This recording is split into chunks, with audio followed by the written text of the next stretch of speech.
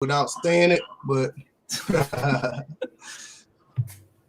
it's all good. Let's go ahead and get it rocking and rolling. Like we live. I'm about to say nobody wears Sean John anymore. So I know. What is this? 98. Yeah, it does say no. Actually, says 69 on it, but that's awkward. 1969. But anyway, when he was born. Right. All right. Let's get this thing going, man. This is episode 181 of the First and Framerates podcast. Myself. Did somebody say 81? Yeah. 181. That's the episode number. You're so silly. Hey, the last time I interrupted, it was 81. So 181. Here we go again. Well, yeah, we rocking and rolling. We got it going. And myself, VF Baller, DJ 81. Bill's fourth. We are here. We got a lot to talk about today. The titles don't look like a lot, but it's going to be a lot in the titles.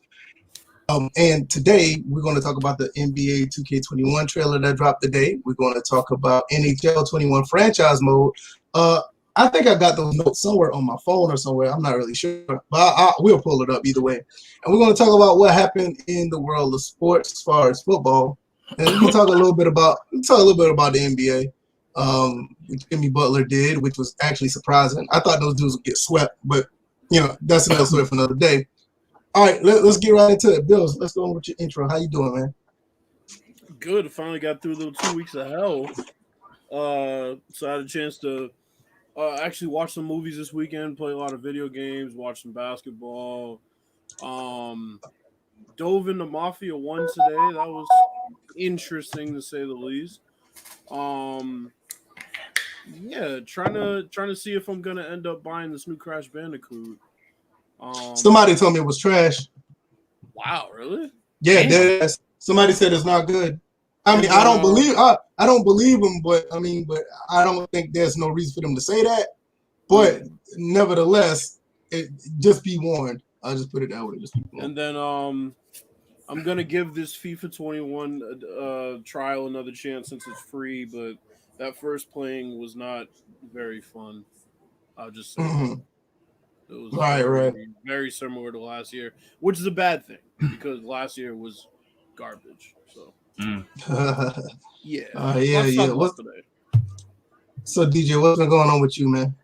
Man, nothing much. Completed a couple of projects over the weekend. Watched some football. Watched this fan base turn to a dumpster fire again. This racist to some Amar. And I'm ready for these topics, especially this NBA 2K trailer, because people, they were dropping their panties on the timeline. I swear, man, you tripping, man. I swear, people like, oh my god, it was throwing them, dropping their panties, throwing them in the stand, throwing them into the on the stage. It's just like a pile of them just left there. Mike Wayne is like collecting every one of them. He's the person to do it at this point. He's the last Mohican in that motherfucker. Wow. At this point. Yeah, everybody else is about gone, right? So yeah, pretty much. Just a side note, somebody was telling me that they're like, yeah, man, Live is dead. I just saw that trailer. I'm like, no, Live is not dead. The creativity that you see in this trailer went bye-bye. So Live may be very well on the other end of this by the time we, get to Live 22. So shit, Live 22. So yeah, it's gonna be interesting. Yeah, it's gonna be interesting. So, as for me, man, I did a couple of things as far as around the house. Nothing special. Did a little bit of gaming. I played a lot of Battlefield 4 lately. I've been on I need lot. to download that. Them lobbies? On PC. Oh yeah, oh hell yeah. That shit, that shit is full. And I'm not lying when I say it. I think I put it in the Discord, like how many people are still running that game. It is really full. So I've been playing that for the past few days. Yeah, I need to jump on that. Played a couple of, I've been racing around with Gran Turismo. Same old. I did play a couple of games of Madden. I haven't been back on Magnum, but I do need to get on that because I need to see if I can pull some more recruits. But other than that, everything is good. Cannot complain. That Gran Turismo post you shared, was that the new Gran Turismo? I think that was 7. That was great. That was Gran Turismo 7 on the other side. The first one was Gran Turismo 1. The last one was 7. That wasn't sport. Okay. Okay. Yeah, that wasn't sport. But I was like, yeah, whatever was looked nice. So yeah. I mean, I'm gonna tell you something about Gran Turismo before we get into NBA 2K. One thing about Gran Turismo always looked good. I mean, even going back to Gran Turismo 3, I mean, that was one of the first games that did, 480p. When it got to Gran Turismo 4, a lot of people don't know that game was 1080i. I mean, that's crazy for a 2004 game. I think 1080i. Yeah, it was 1080i, right? But back then, 2004, that was like top of the line. I mean, some TVs didn't even run at that resolution. Then you had with 5 and 6, both of them ran it. I know 6 for certain ran at 1080p 60. So I mean, they always been like up there as far as the resolution and graphics. So it's not new to me. That's one thing that they got on Forza. Forza always looks good, but it doesn't have the fidelity. I think Forza just their cars are just a little bit better. But nevertheless, shout out to everybody in the chat: Quaface, Chris Thomas, Doug Thomas, G Rob, everybody who's here. We appreciate you guys.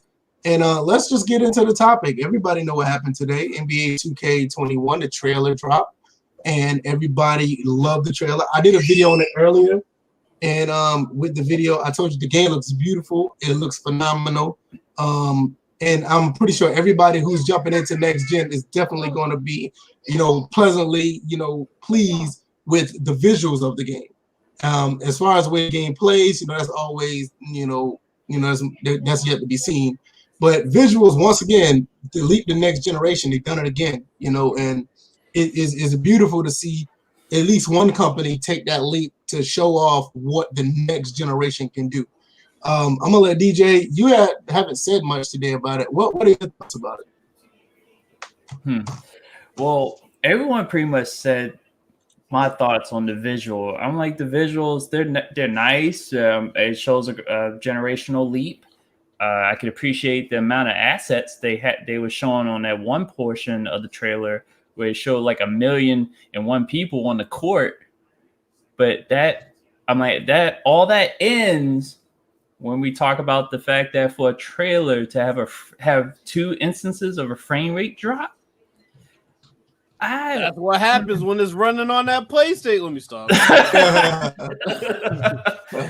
So it presented a bad look as far as that was concerned for 2 companies, Take-Two and Sony, because all those trailers were sponsored by Sony and PlayStation 5. So and then looking into like what was running, which, by the way, those that read the bottom of the screen, I am fully aware it says it was an older build. So this is criticism of this older build. That a lot of that gameplay that was shown kind of reminded, and Bill's kind of before we went live kind of alluded to it before we went live, was that it reminded me of current gen 2K as far as some of the movements, because some of the things that I saw after, and I looked through the trailer multiple times because I just let the first time it played through, that's why I caught the frame rate issue, and then the second time I was like, okay, what details can I pick up? Can I look at the crowd? Can I look at the fact that there are multiple assistant coaches on the court? There are camera props. There's like ball boys. There's like reporters. Everything like it just seems like in that instance they put everything on the court to show you, okay, this is how many things we can have running all at the same time. I'm like, oh, that's great. You used to do that before, not to that degree, but you did that a little bit in the early stages of current gen. But saw sliding. There was a play where Klay Thompson. Sir, are you breaking down the trailer, sir? I'm just saying. Wait. So, are you talking about the play where Tim Hardaway went behind the back? Because the dude that shared that said there was some sliding, and I disagree. I saw sliding. Was it Tim Hardaway or was it the defender? It was the defender. I'll be honest, I didn't pay attention. Because that Because the sliding I saw, that was kind of how the defender and Klay Thompson wasn't Klay Thompson the defender on that play? Klay Thompson, yeah, and because of the sliding, Tim Hardaway got by. Because if this game, because the main reason I'm pointing this out because they said this game was rebuilt from the ground up. Player movement, hopefully they explain all that starting tomorrow. It was supposed to be going on with newer builds. Hopefully the newer builds look better than what I saw, but that was the reason that what's the name probably got by. So that kind of was an eyesore. I did see an arm go through a shoulder, but that's minor. But I would say it was kind of, I'm like, because at the end of the day, if you're looking at that trailer, if you're in it for the graphics, you were thoroughly pleased. But if you were in it for the gameplay, then it's kind of shaky. So, okay. What about you, Bills? What are your thoughts? I'll let you go first, Bill. Oh man, like I said, I said most of what I said on my video earlier. The game looks beautiful. I had no problem with the gameplay. I thought everything was straight.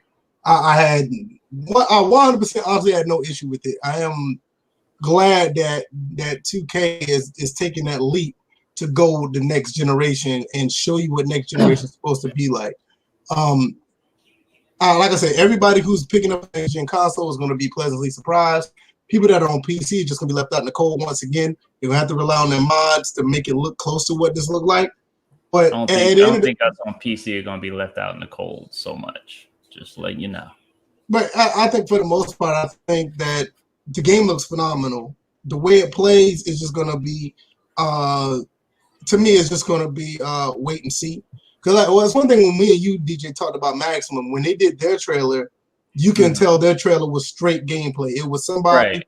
It was somebody holding the controller like we normally would see from the normal camera angle, and they were playing the game.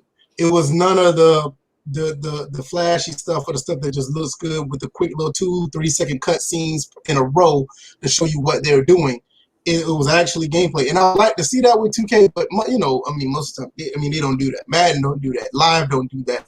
PES, FIFA, they don't. When they do their trailers, it's more of a sizzle trailer, and it's exactly what this was. But that doesn't take it away. But wait. That's the one thing that did surprise me a bit. That they did show full court moments of gameplay. That surprised me. Yeah, they did. That is true. I give them credit for allowing us to see that. Somebody think they're funny in the chat.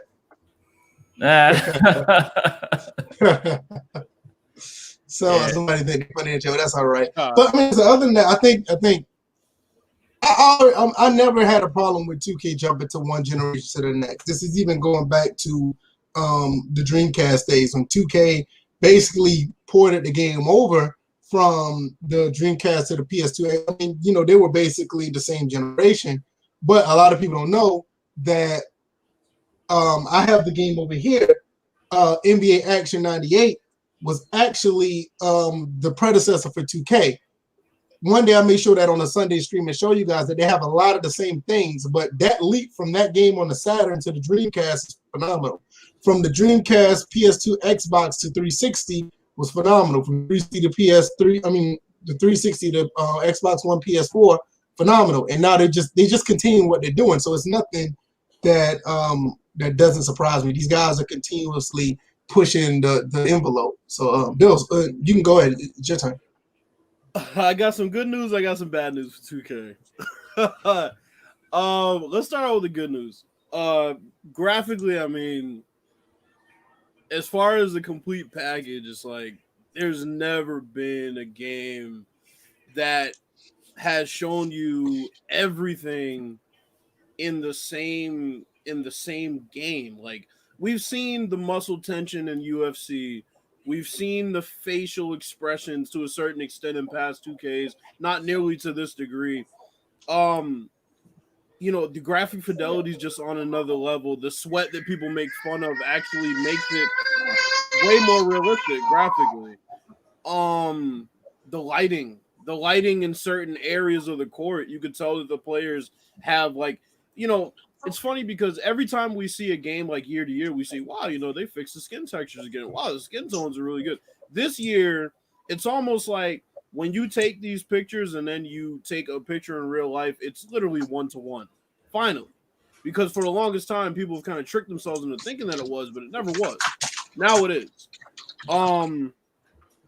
Just the fact that the game looked as good as it did in the full gameplay clips compared to the cutscenes, it's like 1-to-1 as far as the graphical fidelity. That was impressive. Like DJ said, having all of those assets on the screen at the same time with all of the people that are kind of the secondary people in the shot, such as cameramen and water boys and reporters, and being able to pick out specific fans as Luca's walking out is something that's crazy because yes, if you really look closely in the past, you could see duplicates and you see a lot of people wearing generic clothing, right? And they just happen to be wearing the clothing that's the color of the team that they're cheering for. But now you really see detail to a point where they're almost as detailed as the players were on last gen, which is impressive. Here's the bad news. The bad news is you're dealing with somebody who does sliders, and quite frankly, I didn't see much of a difference gameplay-wise from last gen, other than the fact that that's gameplay you can get when you adjust sliders. The closeouts, the player movement, a lot of that stuff didn't look too new to me. A lot of the complaints that people have about the game, if they're hoping for them to get fixed, they might as well just play current gen on sliders. Because based on the trailer, if you were trying to be sold on gameplay, there was nothing to sell you on gameplay.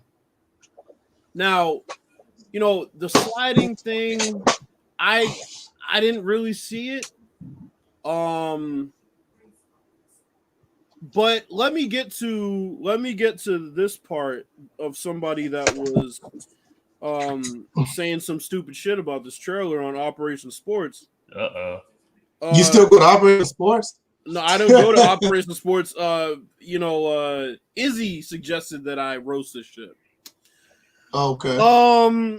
Joel Smith was part of a roundtable reviewing this game. These were his comments. Steve Kerr looks like Martin Sheen. I hope all the NBA coach scan renders are updated and fixed before release. First off, Steve Kerr's the only coach that really had an issue as far as being scanned, and that's been an issue that they just haven't been able to rescan him. So bitching about that's kind of funny to me because he makes it seem like every coach has an issue, and really it's just been Steve Kerr. The player face scans and facial expressions look awesome, but the uniforms look too bland to me. Have you watched NBA basketball? Because if you're expecting the next coming of fucking Lion King in theaters, you're not going to get that level of color because that's not how the uniforms look in real life, and that's not how they look on TV, buddy.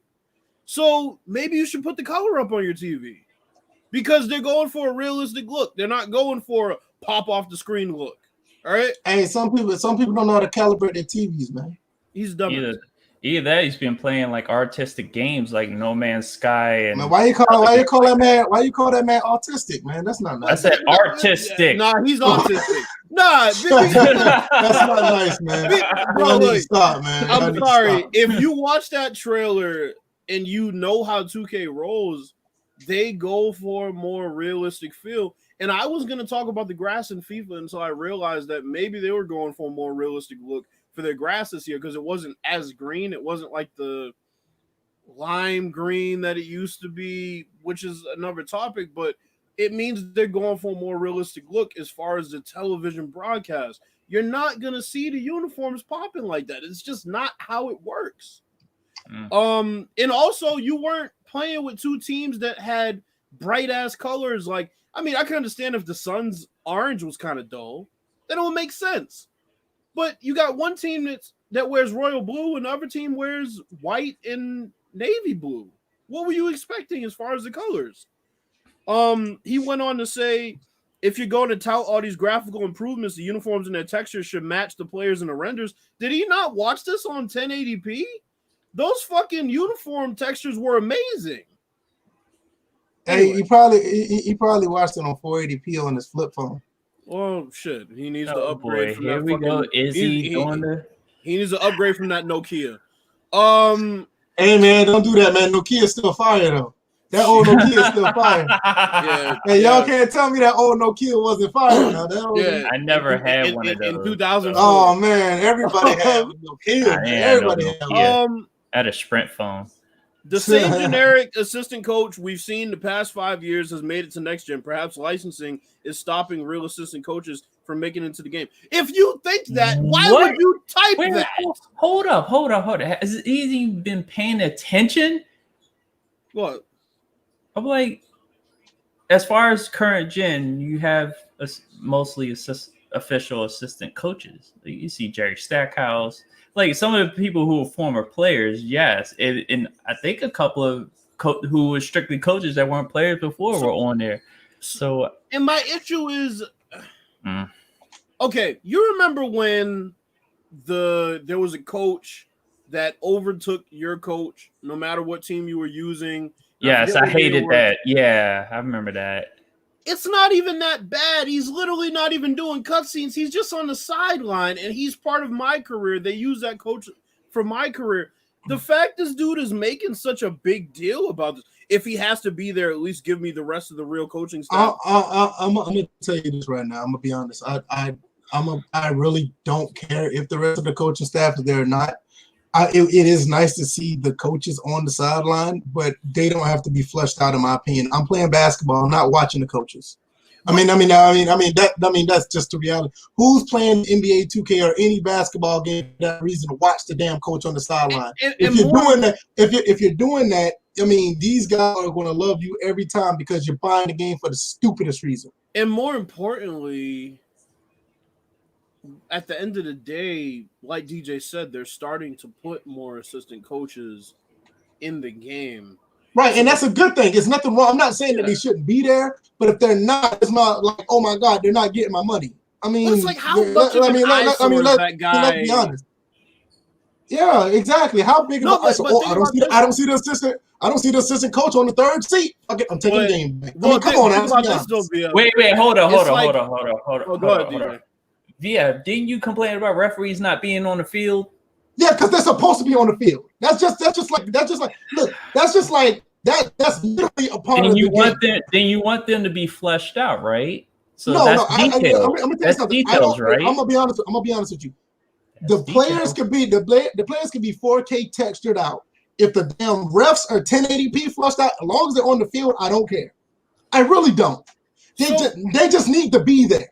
Now, like I said, and this is nothing. Let's do the comparison once again. If the coach is on the sideline in an NFL game, that's great.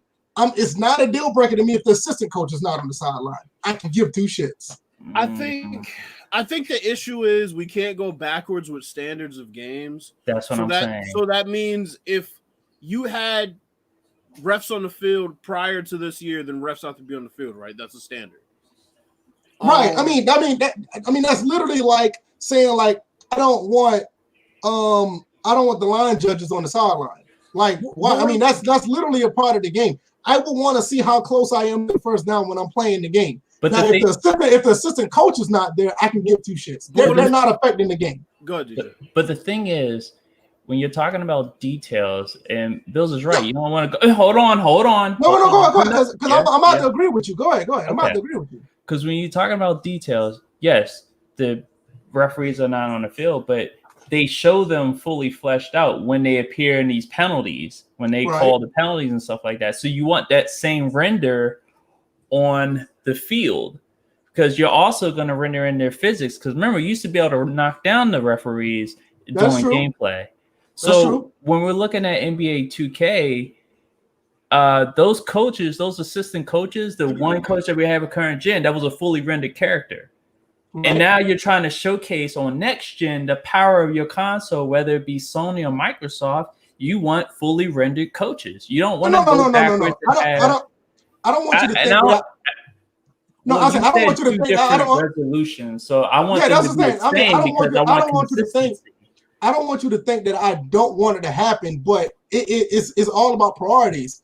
If my thing is like, if they're there, they're there. The assistant coach on the sideline is no type of priority to me compared to the ref on the court. The ref should be on the like. If a foul happens, who's going to give the player the ball to shoot the free throw? If there's no ref on the court, compared to the assistant coach on the sideline. Let me address something real quick. First off, Pelican man, learn how to spell. Clay's name spelled with a K. If you watch basketball, secondly, the only reason why you're saying Zion look good is because he plays for your team. Clay didn't look like plastic. That's just ridiculous. You're one of those people that criticize the trailer and talk about the sweat and make those jokes, and then you go out and buy the game day one. Anyway, like we were talking about, so my thing is, like I said, if something was made a standard or something was in the game before, it should be a standard, right? So we talked about Call of Duty not having destructible environments, things like that. 2K would have to, or Live would have to make it the standard to have all the assistant coaches, right? Mm-hmm. My thing is, like I said, that's not a hill I'm going to die on because they are adding in assistant coaches, and those seem like separate licenses if they didn't play in the league before. They might just be guys that, you know, they coached elsewhere and their license was never in the game. It might be hard to get them. The reason why he's on every bench for the most part is because he's a place filler. He fills spots for when you don't have that third guy on the bench license. There might be teams like, for example, the Clippers where Sam Cassell's been in the game, Tyronn Lue's been in the game, and you know you have the situation of the Lakers. Jason Kidd's been in the game, so you'll have teams where all of them will be on the bench, but I just think it's more rare because those guys, I won't say they're obscure, but you know, it's like going out of your way to get those licenses. So let's get to the last thing on this list that just was fucking ridiculous. He says Tim Hardaway Jr. ain't dunking on anyone like that. To which he got exposed immediately. And you can't do this with the sim community because we actually watch basketball. This is why I'm gonna tell you right. This is why I don't follow up with that type of logic in the sim community no more. Like, oh, he can't do this, or he can't do that. All right, okay. But I've been done with that years ago. Bro, people should have learned when we were debating that Brittany Griner trailer. People should have learned we will find receipts if you sit there talking crazy about what a player can and can't do. Even if it was one time in the trailer, motherfucker, it was one time. It wasn't a highlight reel like he was Dominique Wilkins. So he needed to stop making that such a big fucking deal. You want to talk about the gameplay looking similar to 2K21 current gen? Fine. Don't talk about something that's stupid. Oh, he ain't dunking on nobody like that. Come on, bro. That's ridiculous. Any NBA player that's 6'6" with a little bit of athleticism can catch a body on any given day. We've seen it before. Nowadays it could be 6'2", 6'3". You know, I mean, it's just Bradley Beal catching bodies out here. Oh, he's serious. Kelly Oubre caught like 5 last year on people that were actually pretty notable. He caught one on Montrezl Harrell. He dunked on. Oubre shows no fear when he wants to. If he wants to dunk on you, he will try. He doesn't care. Right. So overall, we're left with two things. Graphically, it's everything it should have been, and everything that it should be. But now you have to flesh out the gameplay and really show us what is different. Because from this trailer, you're saying it's an older build. I'm not even going to really let you lean on that because you said it was built from the ground up, so it shouldn't matter. It still shouldn't look anything like current gen. But, I know a lot of people are just going to buy it anyway. So show us what is different. You have all these fancy names, Impact Engine. That's the next thing. That's the next thing I want to get into. Explain that one. I want to explain that because that's what I want to know about. They have a lot of these buzzwords that they're using is coming across a bit Madden-ish to me. Not gonna lie. Yeah, I mean, and then the other thing is when you're showing back stage or I guess behind the scenes footage like that with Luka, that was great. It was great, but my thing is, okay, what are we going to see presentation-wise? And I'm talking about broadcast presentation. That's what I'm saying, yeah. Are you going to zoom out and show the same assets that you showed when Luka ran on the court? Because that's the only way we know, okay, this wasn't a perfect situation for y'all to go and take this. Because it's like I'm going to be honest with you. I think that presentation that Luka had, that had my player written all over it. It had they yeah, do that it with seemed my like a player. my player thing. Yeah, that had my player written all over it, but they just put Luka in it. Yeah, they do it with my player. They have that exact one. It was interesting that they actually have Mark Cuban, which is pretty dope. Matter of fact, hold on. Remember 2K11 when Jordan went on the court? Yeah, it's almost that too. It's like that. It's just with not as many assets. So what I'm asking for is like, give us that presentation from a broadcast perspective. Show it from a different camera. A player running onto the court, dapping up his owner, dapping up fans or something like that. Zoom it out, show all the assets, cameramen on the court. Don't do the zoom in like you do with one guy stretching. You know what I'm saying? Because you could tell they didn't have the power to show all them assets. If all the people on the court, show it. Zoom into the crowd, show sections of the crowd, show that they're all different people, right? That's what you should be broadcasting on a broadcast presentation, because we've seen kind of the same flow of presentation from 2K for the past 3 or 4 years now. Yes, they've changed the scoreboard a couple times, but they really need to innovate how they shoot the crowd, how they shoot certain angles on replays. They need to innovate now. So I want to see, that's what I want to see. How are you going to present this game to us when we're playing? Because every year broadcasts, they innovate. ESPN has a new gadget. They have a new camera view. TNT, same thing. If you're trying to mimic them without actually having the license, they do kind of basically mimic them. You have to have these things. They do a good job with the stat pop-ups, right? I mean, all that stuff is great. Yeah. I mean, they kind of shied away from it, because I remember when 2K14, you see a lot of it. It's still there, but it's not as prominent as it used to be. They don't have to change too many of them things, but I'll tell you something that'll impress people. The starting lineups graphic needs to be different. Maybe have the Did y'all see that? Did y'all see that?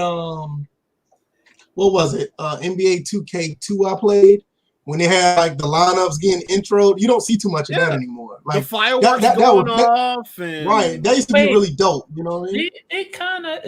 They have it, but it's mixed in. Yeah. It's not like every game you get that, and you can't hear the crowd. You can't hear the crowd. It's not the same atmosphere. You know what I'm saying? I think they would benefit from having the commentators shown at the beginning of the telecast the way literally every basketball telecast does it. Even if it's for a split second. Everybody loved to see Phil Simms and Jim Nantz on the screen. Nobody. I know you were going to say something about Phil. I know you're going to say. Here we go. But, I mean, it was a nice touch when they put that in the game. It was. And when they did that in Madden 13 when it first started. That was nice. That's what CBS does, right? So, yeah. I just and to be honest, Madden 13 did a very good job of showing CBS without it being CBS. Yeah. They did a really good job. I just want to see things that I see on TV, because there are a lot of things I'd have to come up with a list, but there are a lot of things that we see that still aren't in 2K. They need to innovate a bit. Their presentations become a bit stagnant. And the other thing I'll say just real quick, I don't want to take up too much time, but okay, WNBA, right? We didn't see none of that.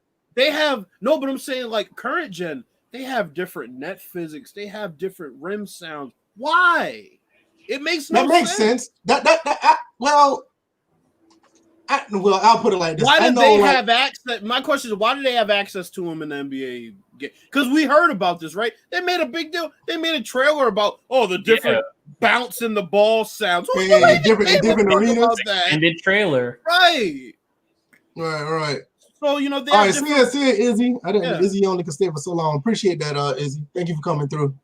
Yeah, they have different rim sounds and they have different net sounds. I tell you what, if they want to show Mark Cuban, when I play as the Wizards, I want to see Ted Leonsis sitting in the front row where he usually sits. Him and his son pop up every now. But him, I'm probably not his son, but I want to see. They've opened up another form of a can of worms. Here's another thing: you have celebrities that are in your story mode. Why not allude to them being at the game during random games? They had Jay-Z in the crowd. Yeah, they had Jay-Z in 13, That's right? what I'm saying. Yeah, Jay-Z and what's his name? The white boy, the singer. Oh, I didn't even know Timberlake? was in it. Not Timberlake, but the other one. Bieber. Yeah, they had Bieber in the game. Yeah, they had Bieber. Oh, I didn't know he was in it. Bieber was in 13. Yeah. Imagine if you're playing a Nets game, the ball goes out of bounds, a quick break, and they say, "Oh, Jesse Williams is in the crowd." I mean, come on, bro. It's like that's the type of shit. I'm gonna be honest with you. Before I get to the chat, it's criminal that Jack Nicholas is not in the game. He should have been in the game. Nicholson. Yeah, same thing. Nicholson. That's what Jack Nicholson. No, it's not the same. Nicholas is the golfer. Nicholson is the actor. Nicholson Right. He's the golfer. Whatever, same shit. Yeah, same shit. But no, it's a criminal that he should have been in the game a long time ago. He's probably Spike Lee. They probably asked. Yeah, that's another one. Brought that up. No, Billy Crystal. He should have been there. No, I mean those guys are prominent to be at the games. Like Crystal. If you're gonna have Mark Cuban, why don't you have Steve Ballmer sitting courtside? He's one of the bigger. Have him going crazy like. Right. I mean, another thing, it's like there's so many. Like I said, bro, there's so many ideas. We don't have to give them ideas. We'll see what happens, but I just want to see innovation as far as the presentation is concerned because it's become very stagnant on this generation in the past 3 or 4 years. That's all I'll say. Well, I'm gonna say this. One thing they do have to compete with as far as the crowd, if they can top NHL's crowd, because as of this moment, that is the most intelligent and varied looking crowd we've seen in sports gaming. And noise. Yes. And the fact that like when you listen to the crowd when they're in their little standard whatever, you hear laughter, you hear like muddled conversations, you hear all these things. But you know what though? Like that's the thing with 2K. Like they used to have that in their games. Go back and play like even go back to the Dreamcast. They used to have like conversations on the side you hear in the crowd, or you'll hear people yelling at the players. It's like you don't hear too much of that anymore. Like they used to have that, not even just Dreamcast. Like I'll tell you something that is a crazy indictment on 2K. They have it in Madden this year. Yeah, they do. And I'm gonna tell you why I know. I'll tell you why I know. Annoying in this game I was playing. She's like, "Let's go, bro!" You can hear her above everybody else. I'm like, "Will you shut up?" Trust me, I'm running a Raiders dynasty. I know all about it. You're exactly right. They actually have it. Yeah, because I don't play with the commentating on. I cut that out. I just play with the crowd noise, and you'll be amazed with the stuff that you hear when you turn the commentary off. And complimentary sports talks which NHL, what year, and all this the past. I would say I'd say longer than that. It seems like because they really start hitting on it towards the end of last year. Yeah, because in 14 they got it. Yeah. Yeah, and the thing is, you have like signs that are contextual in nature. Like when the players in the penalty box, they're telling so and so to retire. When you run their franchise mode, I have my name as the GM, and they're like, "DJ, when we're gonna get some free merch?" It's a sign that's in the screen, so my name will pop up on there. So it's like you see stuff like that. The crowd, the fact that they leave if it's a blowout, depending on the type of fan base that you have, that's in the franchise mode as far as like, you know, how the crowd will react game in and game out. So NCAA Pelican man, I already told you you're wrong about that, and you spelled his name wrong again, so you get an L again. Hey, NCAA 14 has that as well. If your college is not doing that good as far as winning games, people just won't show up. Let alone leave, they just won't show up. Another thing that bothers me, they don't have crowd reactions that make sense for certain situations because, you know, there'll be times like I'll give you an example. Let's say there's a guy who can't shoot and he keeps taking threes and he keeps missing. The crowd should get restless about that. They should get restless. Wait. The crowd, it does happen. It doesn't happen very often. It happens when the team keeps But missing, towards but the not team, individual yeah. player. Yeah, I got you. The crowd in 2K I'm is saying, like, okay. imagine It's okay, but it needs to be better it because one thing about basketball it's games. circumstances. One thing about basketball games, a lot of people don't know or they overlook. NBA Live does a phenomenal job with the crowds. They've done it since Live 10, Yeah. and they've done a phenomenal job with their crowds. And to this day, 2K has not caught up with them as far as the crowd atmosphere. And I mean that's something that they need to work on. There's something about like we've all been into a basketball game. Like there's something about the crowd during the second quarter where there's a lull and there's not really much going on. Maybe the game is tied, the bench is in. It's around 8 minutes left in the quarter. It's kind of a lull. Now, the thing is, there are times when the crowd will try to pump the team up and get them rejuvenated because maybe they're down, right? This is the last push before it's like, all right, fuck it, we give up. Like, you guys are just going to get blown out tonight. That's usually in the second quarter, sometimes in the third quarter. There's other times where it'll be a big defensive stop. They don't respond to that either. Big defensive stops at certain points.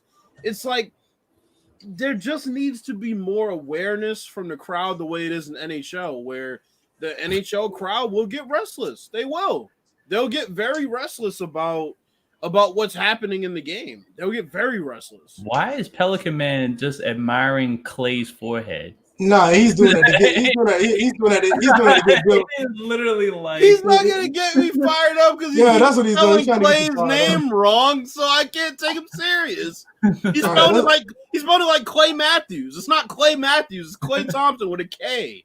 All right, let's get to some of these chats. Let's see. What's going on, Mr. Ham? He's saying, no, it's funny. NBA Live 14 before they passed, they had authentic crowds. Cav crowd would boo LeBron when he passed the ball. Yeah, he's exactly right. Go to Live 10. If what's his name? Vince Carter. Vince Carter. If he goes back to Toronto, they'll boo him. Every time he gets the ball. Every time he gets the ball, they will boo him. NHL had the same type of thing. You hurt one of their star players. Whenever that player got the puck, you hear the boo. But then there was also a logic in there that if it was a star player playing on the road, they would like Ovechkin. I would experience that with, and I don't think it doesn't happen anymore. I think they may have taken that out, but in past NHL hockeys, they did that. G-Rob, they still have it, but you know what the issue is, G-Rob? And I noticed this with 2K.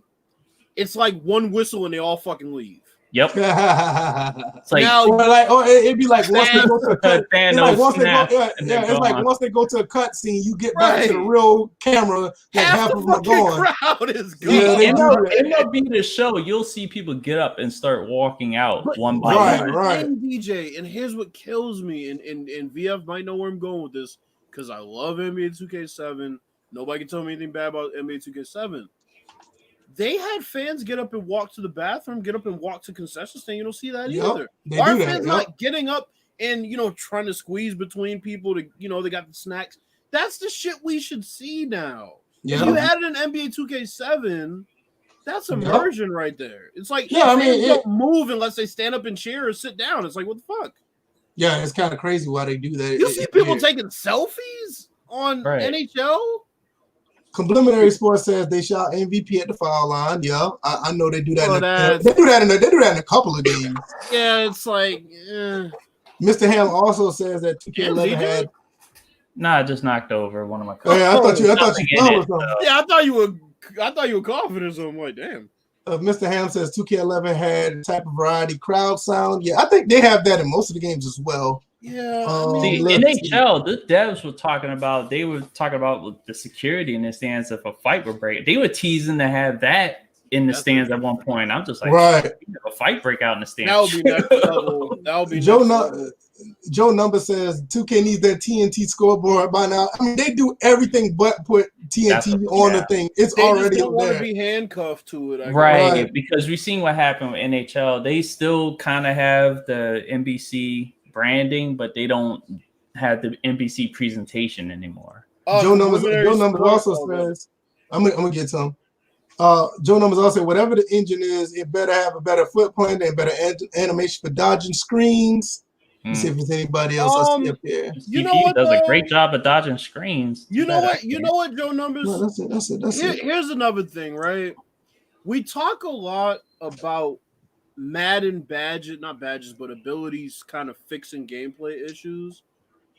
Pick dodgers the same shit in 2K because there are a lot of times if you have a guy that's like a Hall of Fame pick dodger, he'll play your strategy to a T. But right, sometimes he won't be successful, but he'll try, right?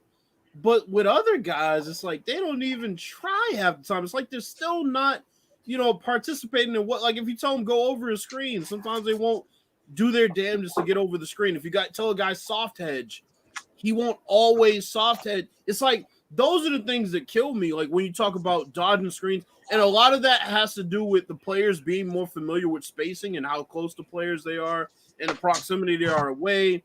That has a lot to do with it. But I mean, don't get me started. I mean, passing needs to be overhauled.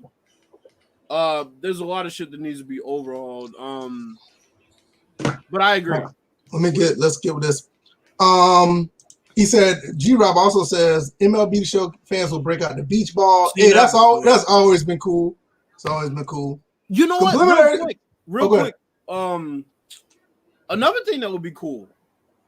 Let's say you have a server front row since they love interacting with the crowds. Let's say you have a server front row, she drops a fucking drink tray. Boom, whistle. NFL 2K5 tried to have the little concession guy out. It was in the cutscene albeit, but they tried to do something like that. That was pretty dope. Because it's something that wouldn't affect gameplay, right? You're not, it's not happening to you. It's just boom, she drops a drink tray, or you see something, there's a stoppage. You see the mop guy come out and try to clean the floor. It's just immersion, right? And you should be able to turn those things off. Like that should be a part of, cutscenes or whatever. But if we want things like that, like those should be in the game. Like that's shit that's really randomized events. Yeah, random events. Yeah, because a lot of people skip past the ones in between free throws, but those are some of the best interactions. Yep. Where a guy tries to block their high five or fucking that shit's it's interesting, man. It's like it's interesting. Like Complimentary Sports, real quick. He asked, "What is the best college basketball game?" To me, it is 2K8 or NCAA 10. I kind of lean towards. I know you're high on NCAA 10. I know you are. Yeah, I'm high. I've been playing it. Matter of fact, I played it before we did this live stream. I kind of lean towards College Hoops 2K8 because of the merging of the franchise.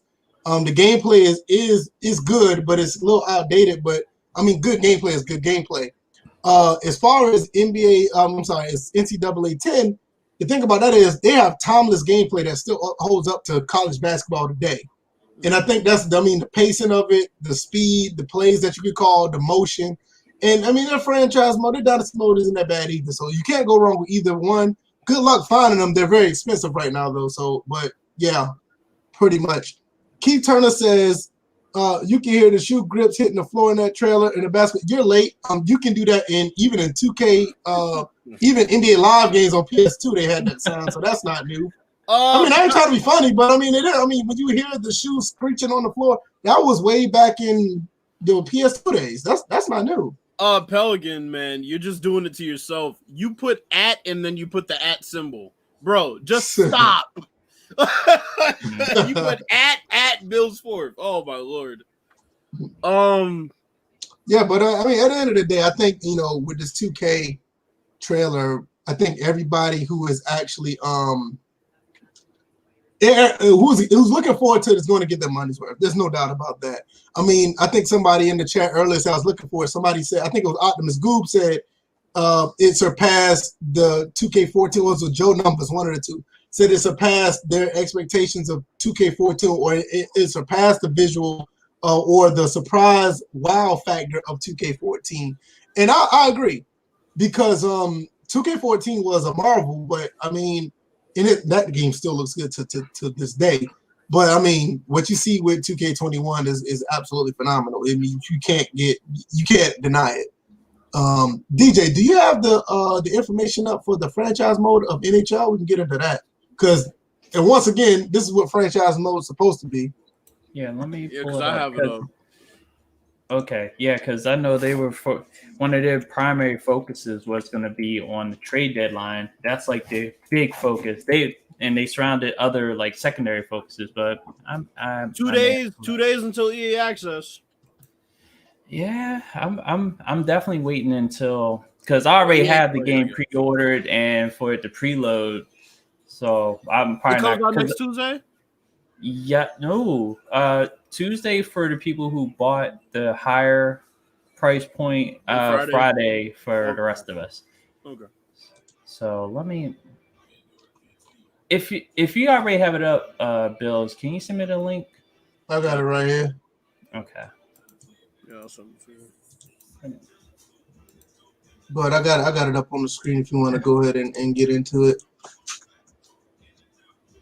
Okay. Well. Okay. There's a then link. let me. I sent you too. So, Okay, you sent it. You got the EA one that you sent to him? Yeah. Okay. He said stop sidestep. Okay. Yeah, that's bait. That's bait. You All right, so you need to lay off the Henny. All right, so NHL 21 franchise deep dive. So basically, what NHL 21 is trying to focus on this year is the trade deadline frenzy that tends to happen every year. And this, as far as trading deadline frenzy, it tends to happen with all sports. But I think NHL is going to be the first sport in a while to actually try to like mimic it in a way. And what they're saying is that when you come up to the trading deadline, whether you sim the season, whether you play through the season, there are 4 choices that you'll have to make in order to get this thing rolling, just to declare what type of experience you'll have. Basically, seller, conservative buyer, or buyer. So, and I would explain those to people that might not understand exactly how the trade deadline would work because it's pretty much the same in every sport, essentially. Yeah, as far as those designations. Right. So you're talking about a team that is looking to sell. Basically, they're looking to unload contracts that maybe are about to expire, aging superstars or whatnot, in order to get like draft pick or maybe a younger player that will better fit their system or somebody to make that playoff run with. So or rebuilding as well. And then conservative seller just means that you're more laid back about it. You're not like out there active. It's just an activity level. Seller being the one you're constantly on the move, on the prowl, trying to close deals and stuff like that. Conservative seller just was like, you know what? I have people, but I'm not ready to fully commit to letting them go.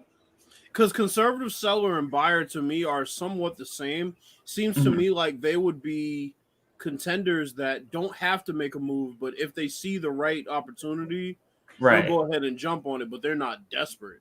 So think of it as like, okay, sellers are riflemen, and when you get to conservative portions of each side, those are snipers.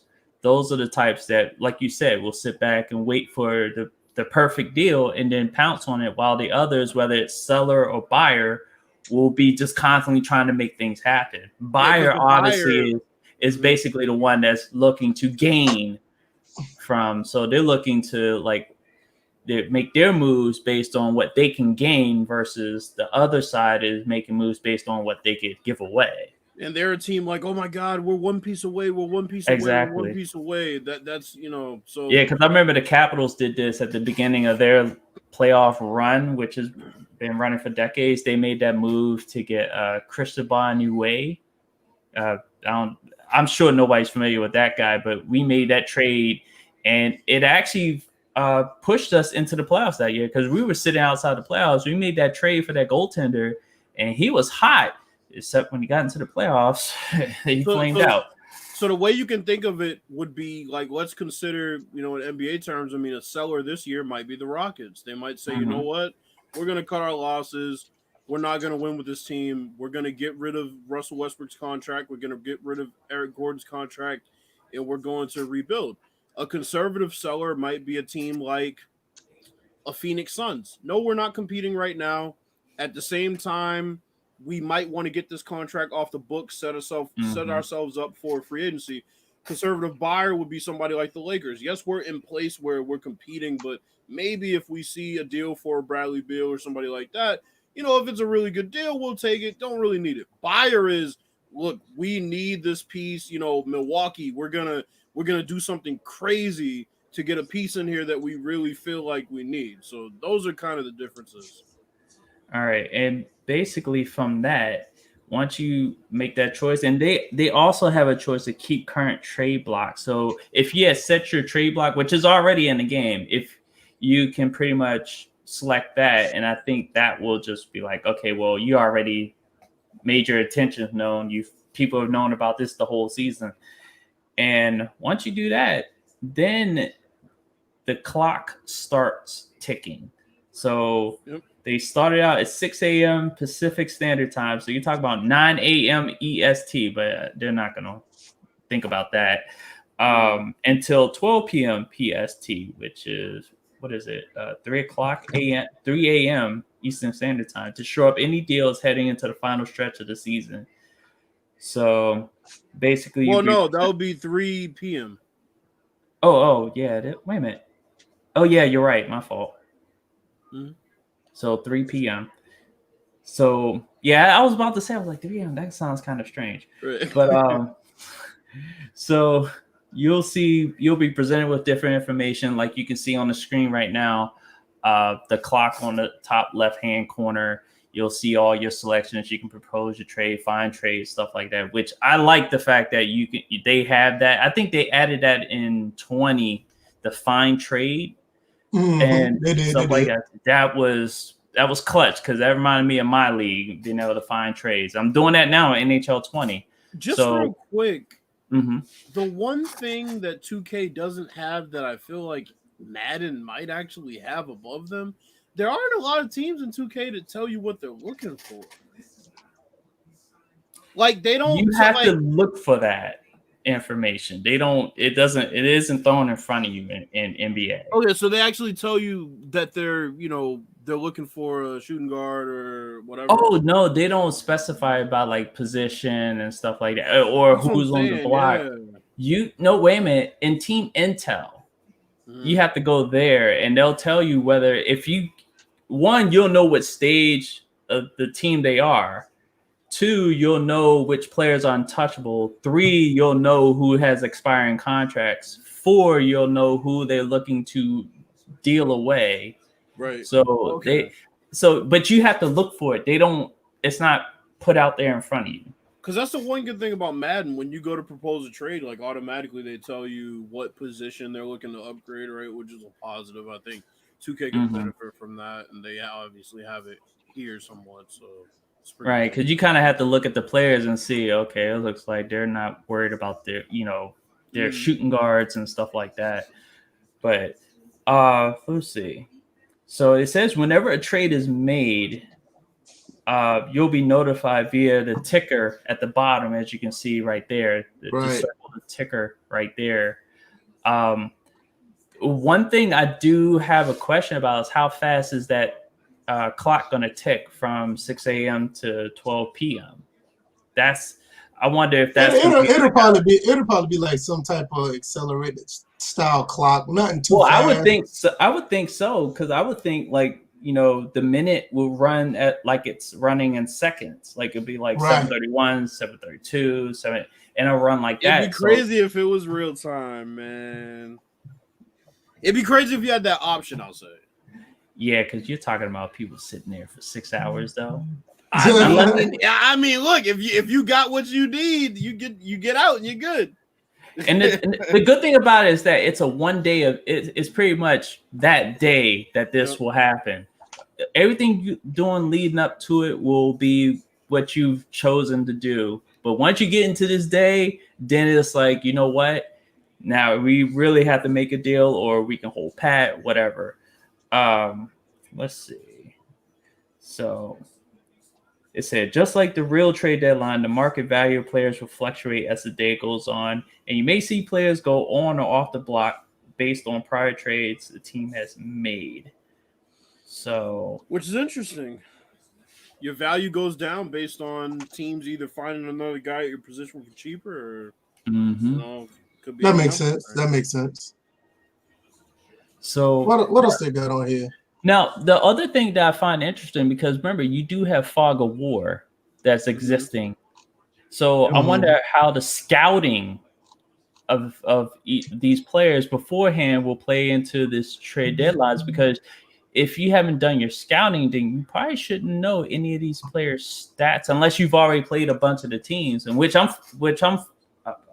like I said, with the franchise mode, playing each team, I'm revealing each team's players and team strategy, coaches, and stuff like that. But when it comes to like the trading deadline, I need to know for sure, depending on my scouts, because your scouts are going to play.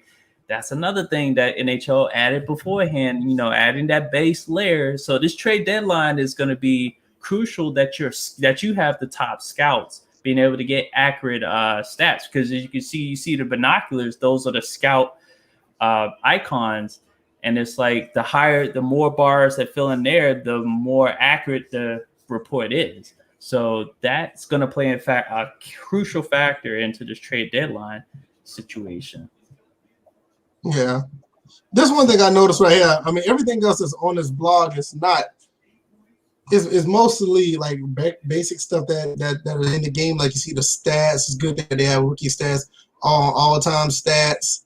They got all the things with career stats. They got the record book, and this is the last part of the trade deadline right here. Let me see this right here. Well, the one good thing is that I'm looking at it right here. That they do have it as far as all the all-time NHL rookie stats. It helps maintain track of anybody pursuing records, because past NHLs, you'll see somebody approach maybe 300 goals for their career, whatever their milestone. All of a sudden they'll pop up and they'll be like, okay, at what point was he at?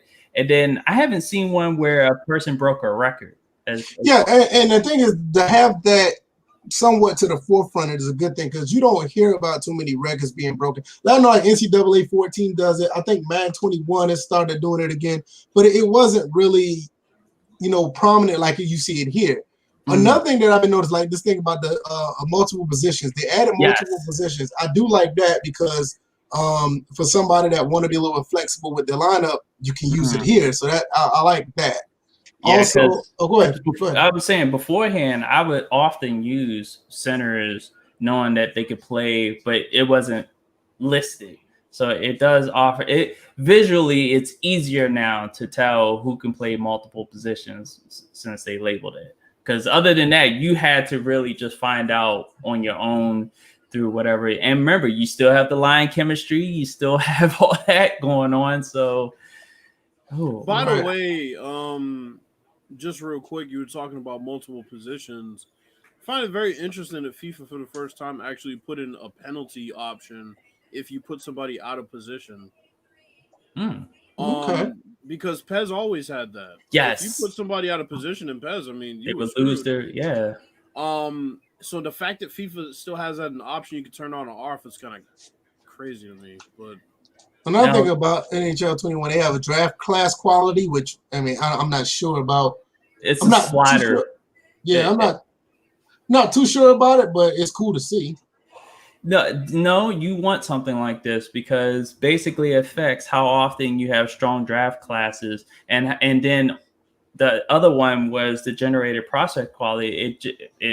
It regulates how strong a prospect you'll get, like the regularity of it.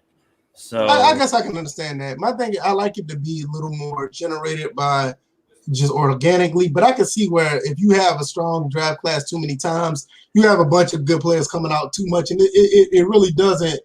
It kind of takes away from the immersion of actually having a lower player that could be good. Like if everybody comes out as, I feel like not the way NHL does their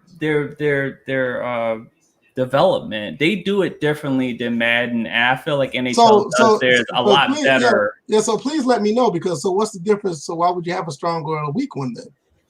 Well, because the way NHL does their development and stuff like that, they talk about ice time. It's not something that you can buy into. It's not like a trait that people could like rank up to. It factors everything that organically happens as that player progresses through their career, ice time, stats, moments that they run into, their morale, their, whether they mesh with the system. All that plays a factor into a player's development in NHL versus with Madden. It's not so much, are they a fit with the system? It's more or less their stats and what you can kind of buy into as far as their traits. And I feel like the other thing is maybe somebody would want this option if they felt like there needed to be more parity in the league, and maybe everybody needs to get. See, that's what I was thinking of along those lines. That's what I was thinking of. Yeah, because they had that slider. I'm sorry, they had that slider for just like a regular thing. Like if you want a lot of goals scored, I think they tinkered with how the regularity of high scoring games and low scoring games in NHL with that. So to have this with the prospects and to also have this with the draft class, it makes perfect sense. And because that'd be something I'd probably want in 2K if it was an option, because you know how parity gets with 2K. Right, because I would have it as far if I wanted to set it, I would have it. I don't know if there's a normal option. I think I'll just keep everything at normal, but keep the quality at low for the generated prospect, because that way it really gives you a generational player that'll pop out every so often. So gotcha. Let me see what else they got on here. Plus, half the time, most of the players they spend most generated prospect, except for the first rounders and stuff like that. Most of those players spend a lot of time in the AHL in the minors for a good portion of their career. Draft pick trade logic. We've updated the logic so CPU control teams will refrain from putting their draft picks on the trade block early in the season, waiting until their team is more established later in the campaign. That's interesting. Yeah, that would be a lot better, because when I started my season, I'm looking at the trading block and it's just like, damn, you already giving up that draft pick? I'm like, even for my team, we already had draft picks that we were willing to give. I was like, wait a minute, hold up, let me take these picks off. I'm not ready yet, because I need to evaluate my team as the season goes on before I figure that out. All right, they revamped the trade value of players. Okay, that's good to see. Oh, and that's the end, because it says in closing. Yeah, and they got NHL 94 rewind. Yeah, that's the thing they added into if you pre-order. Right now, if you pre-order NHL 21, you can win this, because this is supposed to come out later. I think at the end of the month, the NHL 94. NHL 94. So it's kind of reminiscent of what went on with NHL 14. Yeah, 14 did the same thing. Yeah. So it's gonna be pretty interesting to see, because I don't have that game. I'm surprised I don't have that game on my Genesis. I need to get that game. But it's pretty dope, because a lot of people love NHL 94. Some people say it's their favorite hockey game. It'll be cool to see. Shout out to the 18 viewers that were still here while we were talking hockey. Y'all right. They were like, hey, what? Man, hey, but the thing is, man, we make anything interesting, man. And these guys are living proof of it. We appreciate you guys. Yeah, absolutely. Thanks for hanging out there. Yeah, I mean, all the time. I believe we got some loyal listeners, loyal supporters, and you guys are the best out of the entire sports gaming community. I don't care what anybody say. All these other people want to be wild, and they want to see their favorite YouTuber go over the top and do flips and do all this crazy stuff and scream at the camera like they're AVGN. Man, and get drunk and fall out on stream. Yeah, right. We just some laid back brothers that just like to talk about games, man. We ain't got to do all that, man. And that's not in us. But nevertheless, see, that's what I'm talking about. Sadat, appreciate it. Let's talk about these NFL games, man. What the hell happened? Oh boy. Yeah, let's talk about this. Yeah. Let me pull up my notepad. Hey, I'm gonna do the. I'm gonna eventually do the. Game already started. I was on tonight. I didn't know that.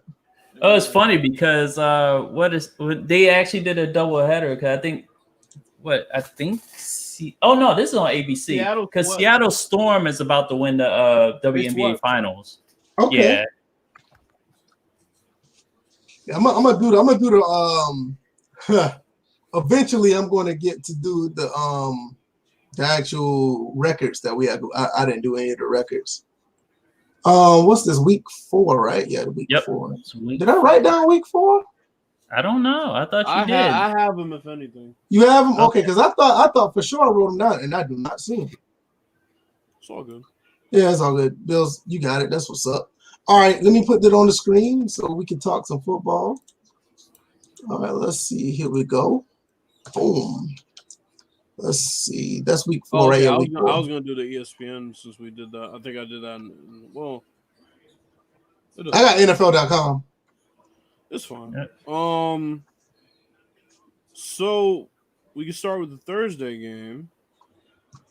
Broncos took that one 37-28. Oh, well, actually, no. Let's just go in order. That is right there. That is right there. No, it's right there. It's right there. That is. 37-28. The Broncos took that one. Mm-hmm. Shout out to Sam Darnold for giving us all on his garbage ass team. Yeah. Wait a minute. Hold up. I thought I picked the Broncos. You did. I think I did too. Yeah, you did. I picked the Jets. You know, it kind of is what it is. I'm about to say, so you said getting us all on the. I was like, whoa, hold up. No. I said shout out to Sam Darnold giving his all on the shitty ass team. Okay. So Sam Darnold finished with he's 23 for 42, 230. He didn't throw a touchdown, didn't throw a pick. He also led the team in rushing, 6 carries, 84 yards, including that long one. That was really impressive. As people would say, deceptively athletic. Melvin Gordon, 23 carries, 107 yards. I'll tell you that 2-back set is going to be really interesting when Philip Lindsay gets healthy.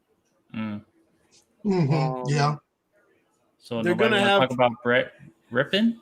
Yeah, 19 for 31, 242, 2 touchdowns and 3 picks. Not going to hammer him too much on those 3 picks. You know, this is one of his first starts. He hasn't really played much, so right. Jameson Crowder, 7 catches for 104 yards. Really not much to see here with the Jets. Just to remind everybody, Brett Rippon is the nephew of Super Bowl MVP Mark Rippon. Mark Rippon, Mark Rippon, right? Of the Washington franchise. So I can find it. The next game. Okay, I have them in order. Good. So the next game was the Ravens. The Ravens and Washington. The Washington Redskins. The Ravens took this one 31-17.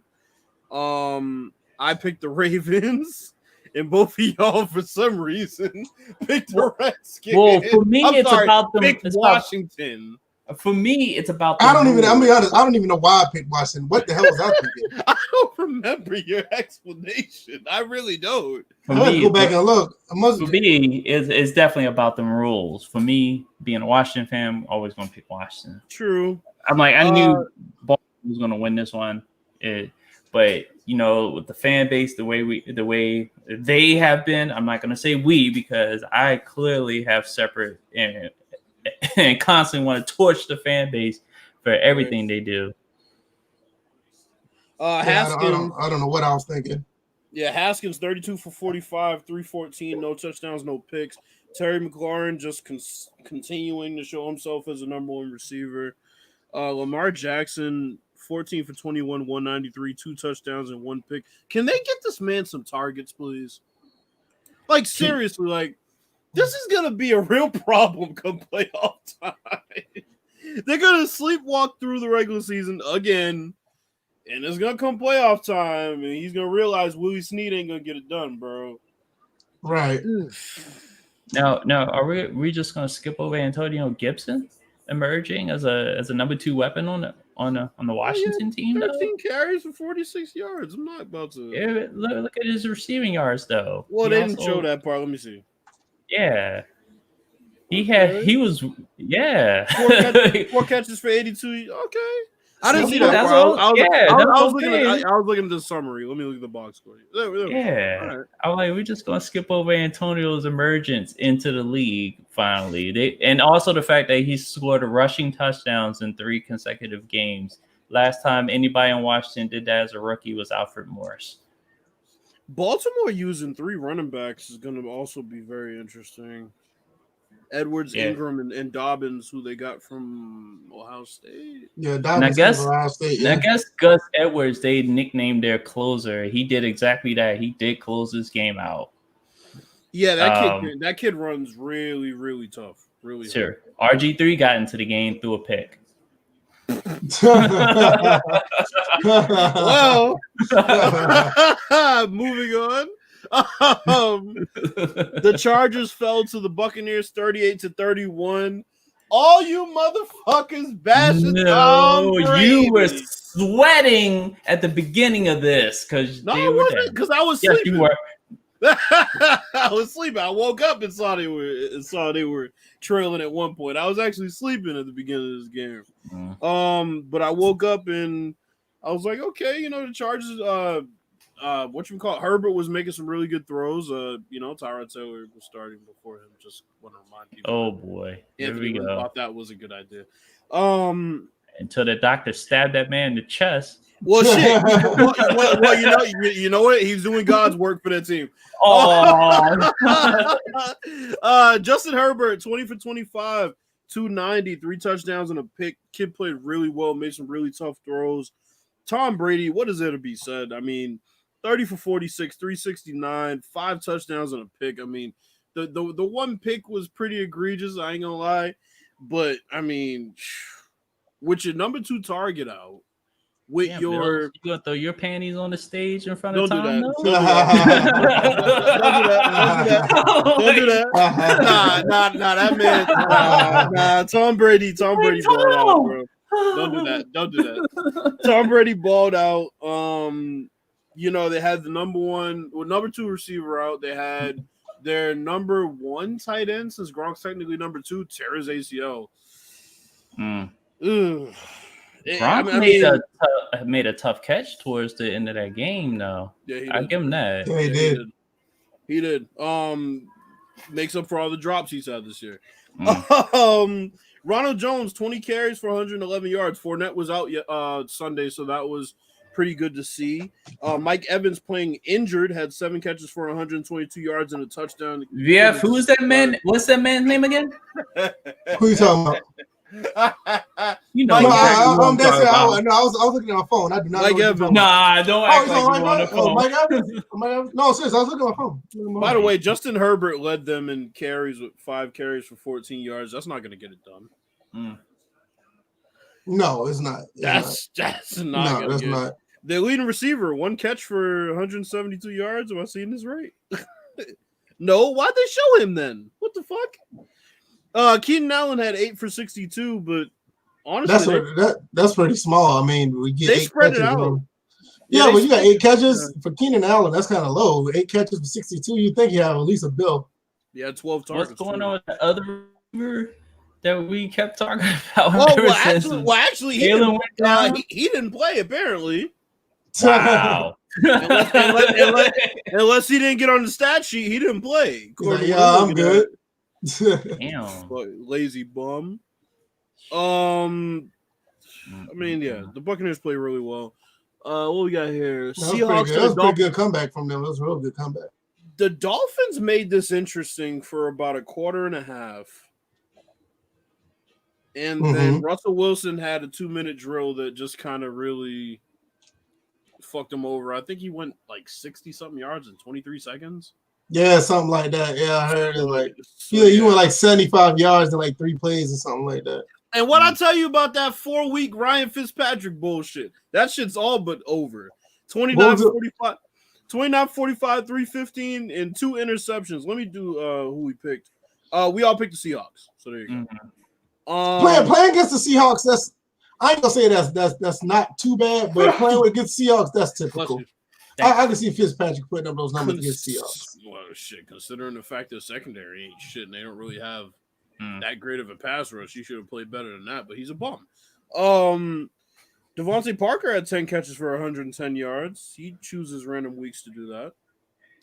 DK Metcalf kept the ball to himself this time. 4 catches for 160 yards. No fumbles. Good job. Chris Carson, 16 carries for 80 yards. And I could just imagine all those carries were just like really tough because he just is one of those running backs that just gets tough yards. Right. Yeah, I mean, not really much to see here. The Seahawks pretty much controlled it in the second half. Dolphins made a late comeback, but not really much to worry about. Right. Vikings and the Texans. If you're listening, Cody, Texans. I told you the Texans are gonna have the worst record in the league, and they're 0-4 right now. And we're gonna get to why they're gonna continue to suck. But for now, let's just talk about the game. Good old Captain Kirk, huh? Still playing like ass. 16 for 22, 260, and 1 touchdown. Yep. That's what you get for having a father that preaches hate. Deshaun Watson pulling a 1988 Michael Jordan, putting up all these stats and his team's losing. 20 for 33, 300 yards, 2 touchdowns. It meant nothing this game. Dalvin Cook. Nice to have D-Hop. Hey. Dalvin Cook, 27 carries, 130 yards, 2 touchdowns. That kid is just really good when he's healthy. Yeah, that was the game right there. Yeah, I mean, Adam Thielen, 8 for 114. He just seems to always find himself around 100 yards or like 20 yards. It's like weird. Will Fuller, he's a big playmaker. 6 catches for 108 yards. Their defense can't get stops, and they can't protect Deshaun Watson. I don't really know how else to even phrase it. I mean, that's really what it comes down to. I mean, he only got sacked 3 times, but I mean, it's like they can't do anything significant down the field when he just has that clock ticking so much faster in his head with the result of this garbage ass line. Well, don't they got Romeo Cornell? He's gonna be sitting in for the rest of the year, right? It's interesting. Pretty much. Yeah, it's gonna be interesting to see how that plays out. Maybe they can pull off a few wins with him at the coach, but I'm not really. I hope they don't, because it's gonna fuck my bet up.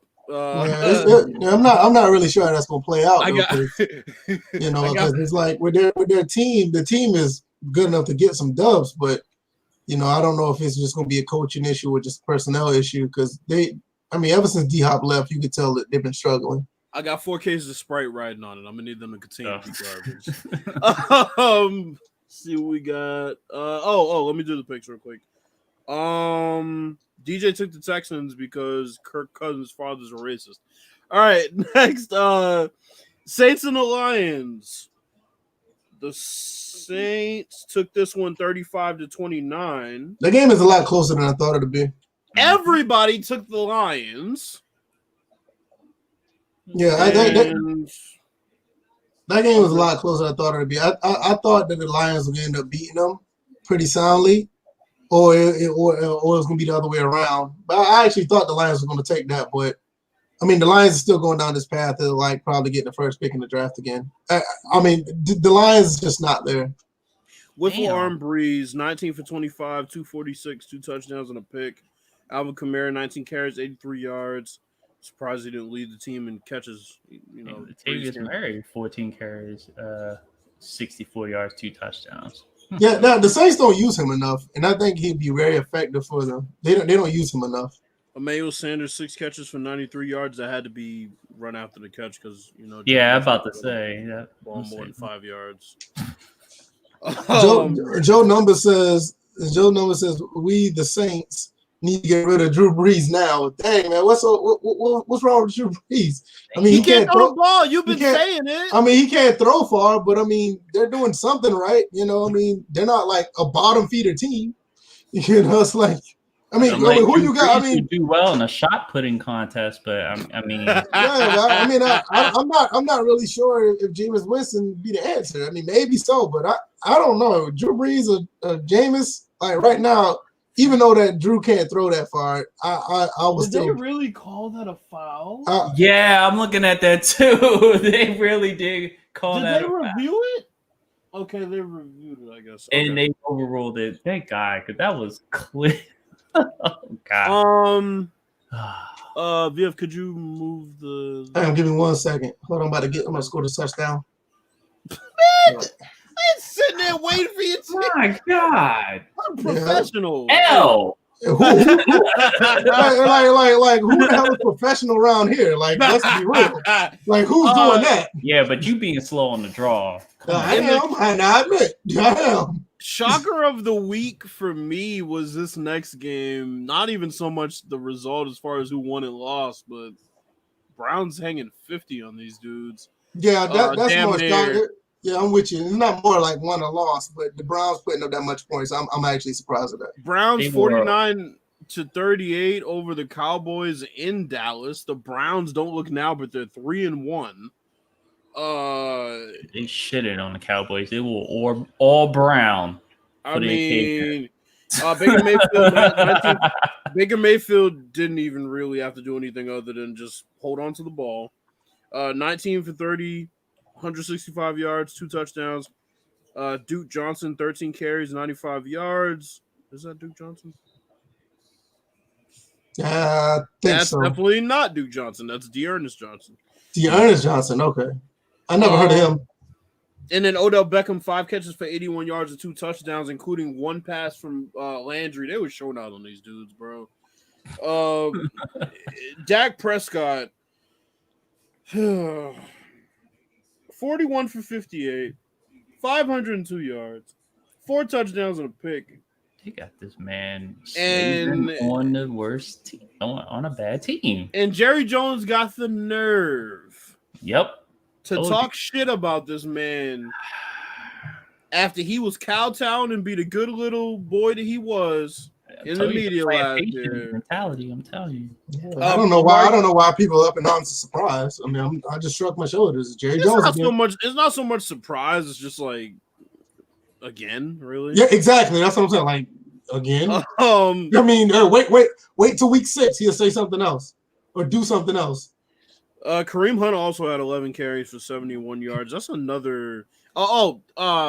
Bad news. Nick Chubb has a really bad injury. I think he hurt 6 weeks. Yeah, I think he's gonna be out. MCL. He sprained his MCL. Yeah, he's out. They placed him on short-term IR, so he'll be out for 6 weeks. I think Cleveland's gonna make the playoffs, man. Yeah, I can see that. I'm with you on that. I can see them making the playoffs. Win the division. I don't think they're. I was about to ask that question. Well, you got the Ravens. You got the Ravens and Steelers in that division. They're not going to win the division. But you talk about a team that has targets versus the other 2 teams who don't really have those type of targets. Here's what I'll say.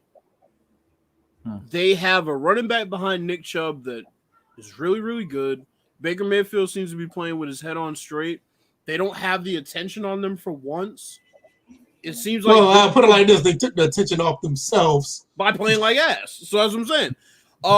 So I think anything's possible, but I still feel like the Steelers will be in the thick of things. I don't know. I think they make the playoffs. So I think they got a really good chance of making the playoffs. Division, nah. I see 3 teams coming out of that. The Steelers and Ravens win that division. I don't see them winning the division unless like some catastrophic injury. But in the AFC, DJ, you might be right though. 3 teams, I can see that. Yeah, I'm with you on that. I'm with you on that. I can see them clearly. They're right now. They're playing like they could be in the playoffs. I totally agree. So DJ took the Browns, and we foolishly took the Cowboys. Yeah, because it was fuck Dallas all day. I'm not gonna say foolishly, because looking back on it from at that point when we made the picks, it was real comfortable to take the Dallas because Dallas was like the better team at the time. Nobody saw 49 coming from Cleveland. Nobody saw that. I think the only reason I took Dallas was because I just don't trust myself to pick Cleveland. I don't trust Cleveland. Exactly. But it wasn't even so much Dallas. It was like right. And even I was saying nobody saw. I mean, if the Browns win, so be it. But I felt like Dallas was the better team overall, and nobody would see them putting up 49. I don't think anybody thought they'll be able to put up 49 anytime this year. Like Cleveland has the talent too. They're just one of the teams that never puts it together to do it. Right. Exactly. They got it. They got the talent. They got the talent to put up at least 30 every game, but it's the Browns. Like who really going to hang their hat on that every week? Next game, Joe Burrow burnt me with this one. Mm. Bengals take this one 33-25. Yeah, they got to win. I went back and forth last week about picking them, and I eventually went with the Jaguars, and well, Burrow played pretty steady. Not any, not glamorous numbers, but 25 for 36, 300 yards, 1 touchdown and 1 pick. He becomes the That's first good. That's some good numbers. He becomes the first rookie quarterback to throw for 300 yards in his first in 3 straight games. So that's pretty impressive. I like to see him throw between 30 and 40 times a game. When he threw for 61, there's no way that I don't see nobody winning the game. You got to throw that many times. No, that's a problem. Because that means you're playing from behind. Right, exactly. So when I saw he threw for 61 times, did I pick the Bengals in this one? No, everybody. I don't remember who I picked. Everybody picked the Jaguars. Everybody picked the Jaguars. Okay. Gardner Minshew, 27 for 40, 351, 2 touchdowns and a pick. I mean, his one. I might have to go back in because I don't see how I could pick the Jaguars in good conscience unless it was because I remember last time I picked the Jaguars, that was a coin toss, and I understood that. It might have been a coin toss last week. Mm-hmm. Joe Mixon, 25 carries, 151 yards, 2 touchdowns. He's like sneakily one of the best running backs in the league. Nobody talks about. Yeah. Like I get it. I get it. He knocked that bitch out at the bar. Get over. Yeah, and that kind of sealed it for him. It's like people know he can ball, but they don't want to talk about him because some clown's going to bring that up. Well, remember what he did before he got to the NFL? Well, repeat yourself. Before he got to the NFL, stop it. Like we talking about you over here knocking bitches out for free in the projects. Anyway, right. Anyway. All right, Pooh, if you're watching this, can you go back and check the last episode? I swear I did not pick the Jaguars. Pick the Bengals, bro. But we'll see. I picked the Bengals. I say you didn't pick the Bengals. I don't think you did. I thought I did. Well, that's what I'm asking if anybody can go back to that episode because I swear I thought I picked the Bengals because whatever. Cardinals and Panthers. This one pissed me off. All right, Big Zay, where the hell are you at? I'm kind of surprised at this one. The Panthers played pretty well in this game. I will give them a lot of credit, but I literally thought that the Cardinals were going to run over them. Murray went back to being captain check down, 24 for 31, 133, and 3 touchdowns.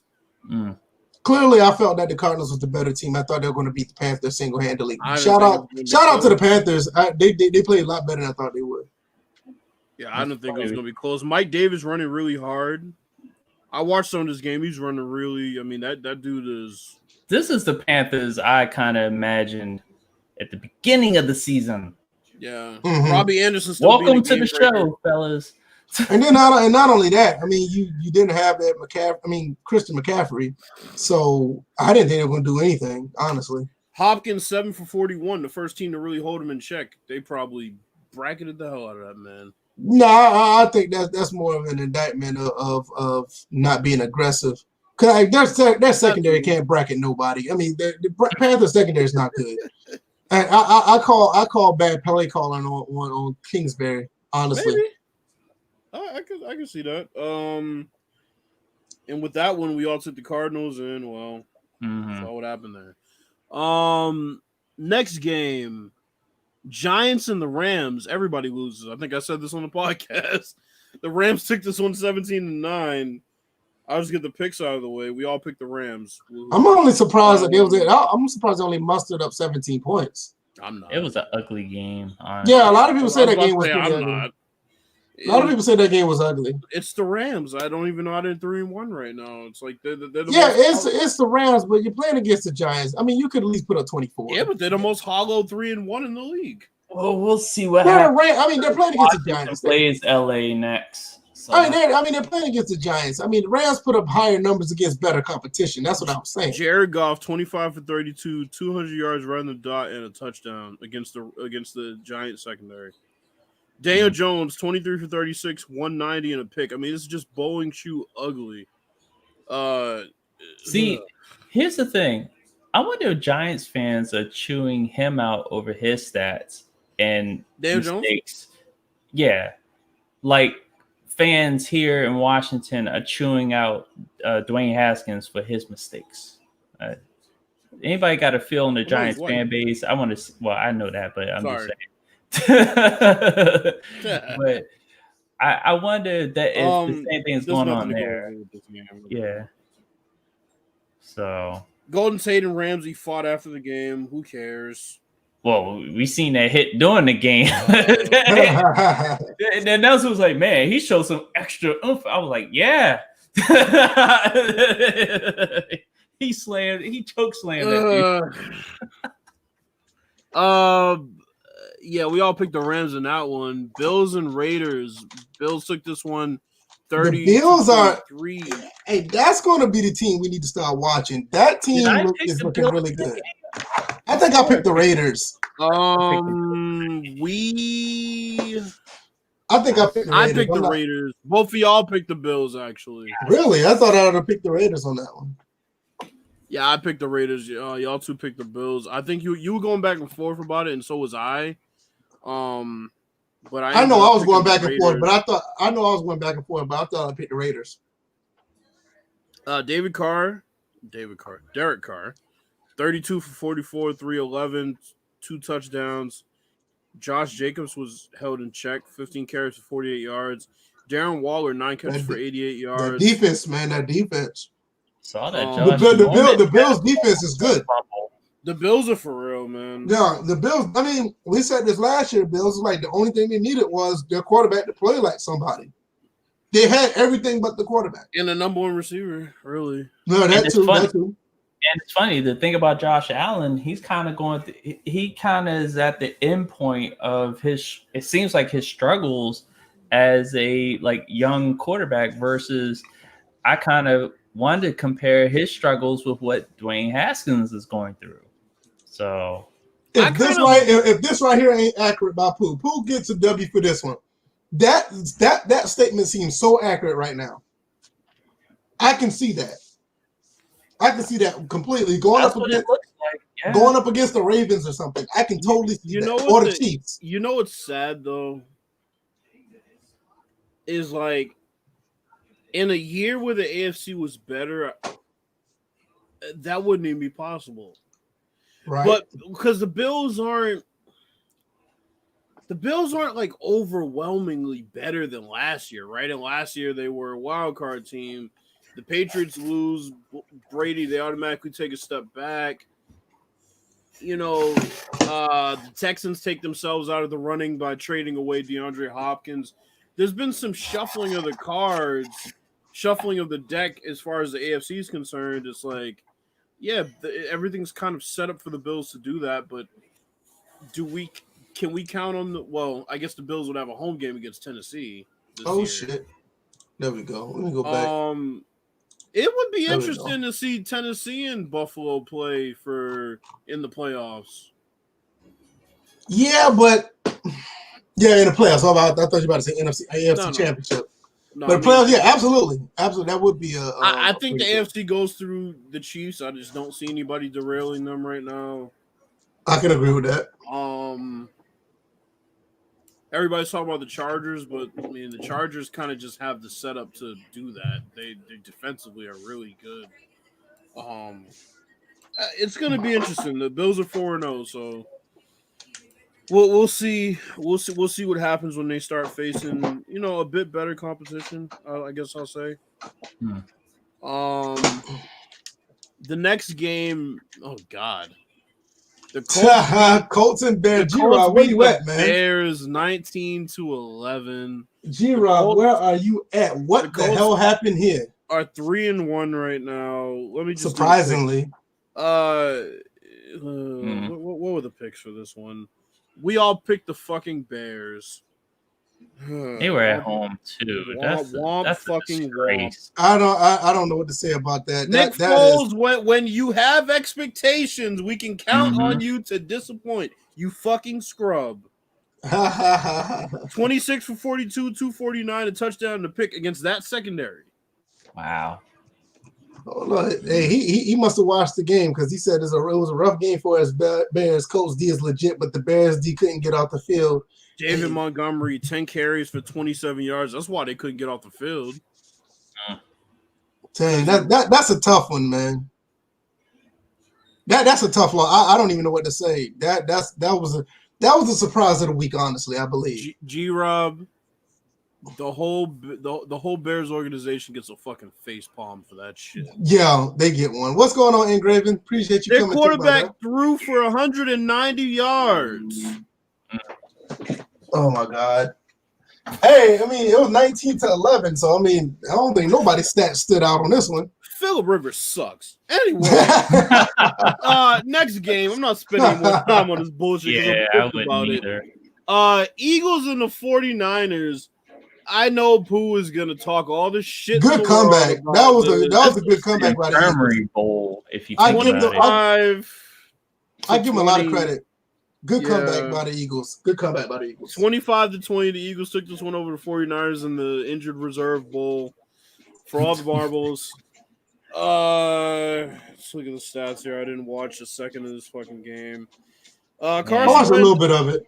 Carson Wentz 18 for 28, below 200 yards again, touchdown and a pick. He made it through week 4. Woo! Who the fuck is this receiver? I don't even know who this is. That's leading the team in receiving. On the Eagles? Yes. Who is this guy? What's his name? They picked him up off the street. What's his name? He was on a practice squad. Travis Fulgham? Yeah. I don't know that guy. I'm guessing the G is silent. Yeah, they picked him up recently. I don't know if they picked him up off of waivers, off another practice squad, off another team's practice squad. But yeah, he made that catch towards the end. Yeah, I was gonna say George Kittle, 15 catches for 183 yards. Let me see how many targets that dude had. Yeah, but Nick Mullins, way to lose it. George Kittle, 15 targets and 15 catches. And then your boy CJ Beathard came in. We all thought he wasn't even on the team anymore. All of a sudden, here comes CJ Beathard. I was like, oh God, the game's over. 14 for 19, 138 yards, not a touchdown or a pick in sight.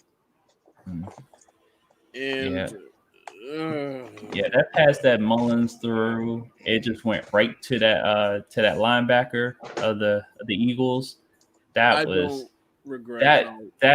just that was horrible. You know how sometimes, well, if anyone's played quarterback, you ever drop back and you're looking and you're just focused on your target, that you just don't see the guy standing right there that's on the opposite team. That's what it felt like happened there. But I'm like, I'm watching on TV.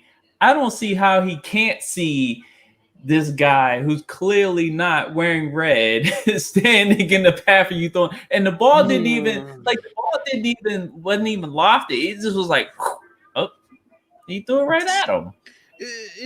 Oh my God. What were the picks for this? Everybody picked the Niners. Oh my God. Yeah. All right. Yeah, we all picked the Niners, then we fell flat. Let's get some money. I don't think any of us should take an L for that game. It was a wash. Yeah. It was whoever's going to get out the hospital first. I'll be honest. This week was a wash to me. This week. The week was pretty decent football, but it wasn't nothing that like jumped out at you. This was the first week of underwhelming football I've watched. I'll be honest. I can agree with that. It was all right. It wasn't nothing like, oh my God, this is the greatest. It was a couple of bright spots with the Browns game and the and remember that this week also we got our first game cancellation due to COVID. So thank you, Tennessee. Yep. So Tennessee and Pittsburgh were supposed to play, but they had some Next time, don't play in that dirty ass Memphis water. So their game's been rescheduled. The Pats and Chiefs game was delayed a day. They played Monday night. That day didn't help the Patriots. No Cam, and wouldn't have made a difference anyway. Chiefs 26-10 It looks real bleak without the greatest, doesn't it, Belichick? But here's the thing. That game was slow building to get to that score because it really was. wow, Like the Chiefs pulled away late or something like that. Didn't they pull away I late? kept looking. Yeah, it was, and defensively they pulled away, and that's how they got it going. So it's just like, yeah. So here's what I'll say about this. This is how you know Belichick doesn't know shit about quarterbacks. He watched Bill. Okay, first Brian Hoyer was on the Patriots. And he was fucking garbage. Then he goes to the Texans, and the former quarterbacks coach of the Patriots says, "Oh yeah, we're gonna turn Brian Hoyer to a starter, and yeah, we have Ryan Mallett here, and we got Brian Hoyer here." He was fucking garbage there, and then they re-sign him, and he chooses to start this bowl of shit over Jarrett Stidham. Brian Hoyer sucks, and he needs to be out of a job the same way that Bill O'Brien's bum ass is out of a job. They both need to be hitchhiking on the side of the road right now back home because they Brian Hoyer went 15 for 24, 130, one interception. Trust me, it was worse than it looked. He took 2 red zone sacks, one of which put them out of field goal range. They called a timeout that they didn't have. Called a timeout they didn't have. And that interception he threw, that was just a lazy overthrow. So my question is, for the people that call Tom Brady a system quarterback, you know what a system quarterback is, right? That means the system is better than the player. That means it's a plug and play. You can plug anybody in and it'll work. You plugged Brian Hoyer in. He was fucking garbage. You almost electrocuted yourself when you plugged him in. Jarrett Stidham you plugged in, and he's just raw, and you haven't given him enough playing time because Brady was there, and now you have Cam, so it's understandable. But holy shit, it doesn't look so nice now. Oh, you realize you still don't have any targets, huh, Belichick? Interesting. That'd be fun with Cam come back. I mean, the sky's not falling yet. Shit. Pat Mahomes, 19 for 29, 236, 2 touchdowns. Clyde's hilarious, 16 carries for 64 yards. Every time I watch him, he reminds me of MJD. Yeah, he was low center of gravity. And they were still one play. He found a hole, and the announcer was like, "Where did he find that one at?" I'm like, "Well, he's so small. They're right there." And it was literally just a lane that he found. Yeah, I'm like, just the camera angle made it look like he had nothing there. I mean, they picked him in the last pick of the first round. It was an excellent pick by the Chiefs. He fit so well with the offense. Oh, you know what, Gerard? I forgot he used to play with y'all. Yeah, he did. Boy. He sucks.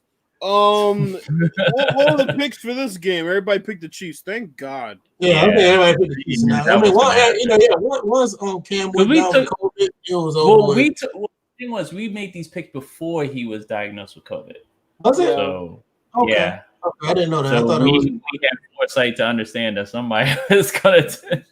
Okay, shoot, that was like, we took those picks like before, like everybody started catching COVID. Cam, Trump, Stephen Miller, Kelly, whoever her name is, the press secretary, all of them catching COVID. All right, for some reason, I don't have these last picks here. Oh, the Atlanta Green Bay game? We all took the Packers, right? I'm sure we all took the Packers on that. We all took the Packers. Yeah, we took the Packers. I know we took the Packers. Well, we were smart. Yeah, I mean, I had no faith in my Falcons at all. What I don't understand is the old poor Dan Quinn talk that I keep hearing from these commentators. It doesn't make any fucking sense. No, they need to go ahead. Is old Dan Quinn need to be on unemployment line? That's what it need to be. It ain't no old poor Dan Quinn. That's what black head coach. He'd be gone. We all seen what happened in Detroit. The man finished with a 9-7 record, and he was fired. But yeah, who's still there now? It is amazing how, and I'm sorry to make this a race issue, but I'm gonna call it like it is. It is amazing how white coaches live off of an isolated Super Bowl appearance outside of Marvin Lewis.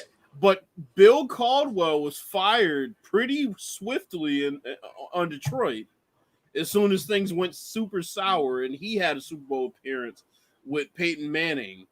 that they lost to the Saints, but that's besides the point. Mhm. Why is he still coaching? Why is I agree. he still having a job? Dan needs to be gone. He needs to be gone as a head. He can go back and be defensive coordinator somewhere, and Like, he'll probably be successful doing that. But as a coach, no. Like, I would talk about the stats, but the stats it doesn't matter. It doesn't matter. It's not even about the stats, Bills. It's not. It's about that you as a defensive coach can't get your defense to stop people after getting a big lead. It's nothing about stats.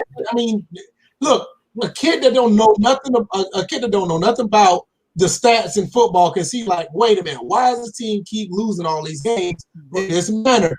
Oh, the coach is a defensive-minded coach. What kind of defense is he teaching?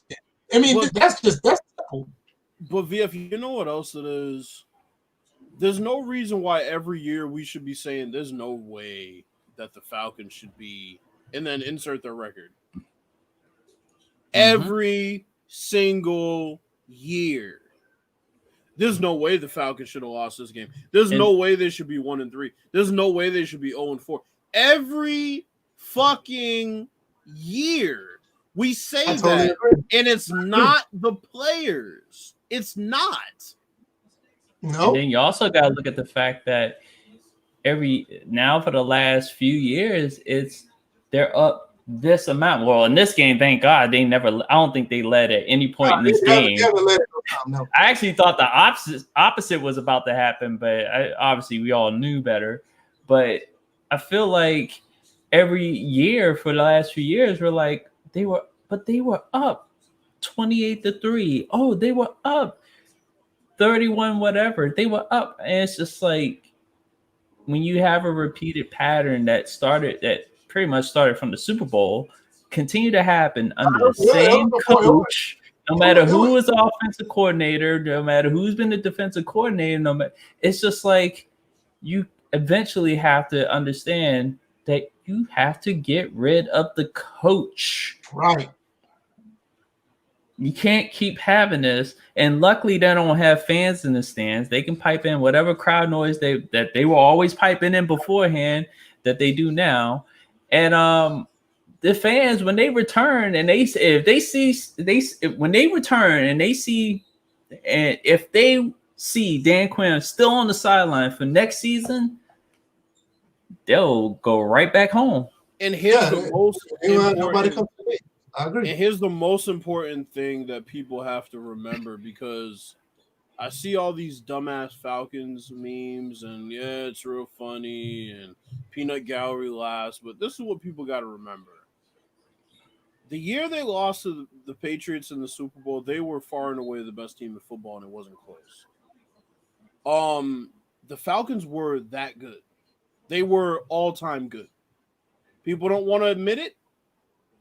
Just watch that Packers NFC Championship game if you feel otherwise. They were that fucking good. The first half of that game, that was the Falcons. The second half of that game, that was Dan Quinn. Yeah, and in particular that fourth quarter, because that fourth quarter was just ugly. The fourth quarter was Tom Brady and Dan Quinn. Third quarter was Dan Quinn. The first half was, this is an all-time great team in total. So, yes, they're the laughing stock, but we got to remember, bro, they have some damn good players, and they were far and away the best team in football that year. And people forget that. It's not ancient history. It wasn't that long ago. That's what I always say. I always feel like it's not the players. The players are not the problem. It's the coaching. You can't. Coaching and play calling killed that team. And it's in basketball, you can blame the players, right? Like, for the most part. When you keep losing leads, see, that's the thing with Doc Rivers. They said, well, Doc Rivers should have been fired because, two teams that he coached lost 3-1 leads. Yeah, but the thing is, in the NBA, the players police themselves a lot more. And, there's a core 7 or 8 guys that just got to go out there and get it done. But when you as a unit, you got two sides of the ball, and y'all find a way to lose these games over and over again in football, that's the coach. The coach oversees both sides of the ball, regardless of whether he's a defensive-minded coach or an offensive-minded coach. If you can't find a way to pull out these games, it's your fault. It's not the player's fault. Yeah, I totally agree. So I can agree with that. I mean, shit, Yeah, bro, we were talking about this shit last year. Whoa, Dan Quinn's surely gonna be the first to get fired. Remember that conversation? Yeah, because like it was back then, like Matt Ryan was like putting up 350 a game and still losing games. Like, what the hell is going on here? We said Dan Quinn was gonna get fired before Jason Garrett. Yeah. No, I think I'm the only one who said Jay Gruden was going to get fired. But I'm saying, as far as Jason Garrett, we said Dan Quinn, it was Jay Gruden, and it was what should we call it? Dan Quinn next. Dan Quinn, yeah. And he's still and they're still not talking about firing him. I saw it on AJC. They're still not talking about firing him. And Wakia said, NBA, you just got to keep your best player happy. Everyone else falls in line. But more importantly, the players police themselves on the court and say, let's put our foot on the necks and finish this game. That is yeah. That's actually a perfect lead into what some people have been talking about with Game 3, how that ended. Because me personally, just to speak on that for a quick second, I honestly, I don't have a problem. I've been one of the people in the past that have had a problem with, LeBron James antics at the end of certain games. I don't have a particular problem with this one. It's a bad look, but I don't have a problem with it. It's 10 seconds to go. Who cares? They're losing the game. It's best that they go. I just wish that, he could have, I wish he could have just stayed right there. So so they didn't have to sub in people. But like, lost the game. Oh wow! Now they're playing game 4. I don't have. They try to dissect every little thing that goes on. I get what you're saying, DJ. I mean, I can go either way on that. I just look at it like this: if Larry Bird had done something like that, they wouldn't have said shit. They did, and he did, and he did. Let's just call it a fuck. They bashed the bad boys for it, but let's remember the Celtics walked right past their bench and out when the bad boys beat them in the playoffs. Yeah. So yeah, I'm like, these people. Yeah, that's why I'm like, the Celtics did it too. When they were playing LeBron and the Heat. So. All right. So what else? What else we got before we go? I think we covered everything. I don't have anything else. Lakers in 5. Lakers in 5. Yeah, I'm actually surprised that the Heat won a game. Other than the fact that I guess the Live King and Smitty were having a back and forth. What was that about? They were talking about 2K and Madden. Smitty, Smitty's like, can you use the @ symbol next time? I'm like, no. Come on. That's crazy. That wasn't the Live King. That was the dummy that I had to mute. TLK, that's the Live King. Oh, that is? Oh, yes. Live King. Yeah. I have a newfound disrespect for that guy now because he's but come on, you people challenging each other.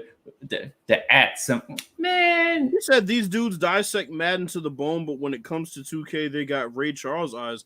Yeah, but you're the same guy that day to day couldn't decide whether 2K was the most amazing game ever or if you should put it down. Matter of fact, he was the same dude. His name is the Live King. Hey, what else we need to explain here? As far as his logic, it should be the Dead King because it sure as hell ain't alive. I'm actually, shout out Live 19. Yeah, I'm on good terms with that dude. So Did you say shout out to Live 19? You ain't shit. If you would have said Live 15, I would have been with you. You said Live 19. You ain't shit for that. Shout out for that damn L. Hey, I'm saying Live 19 because they still rocking. Them boys still playing that game. 19. And another thing, he's a person that tweets and deletes a lot. Yeah, he's corny as fuck. Is that how they are up in Canada? Sensitive? Wow. Oh, he's from Canada? Oh, okay. Well, shout out Live 19, man. Shout out Live 19, man. Yeah, but come on. Andy hates LeBron because he had the at symbol though. Can you use the at symbol next time? Well, I mean, Smitty's low key right though. He said that the dude was talking to him not long ago and then wanted to sub him after the fact. He's pretty corny. But this dude dodged a debate earlier, so I'm look with if we're gonna roast one side, we can roast the other. I'll just say me and Smitty squash that. All right, I'm on Smitty's side here. You can't use the at, but you can't say yes to a debate though. Look.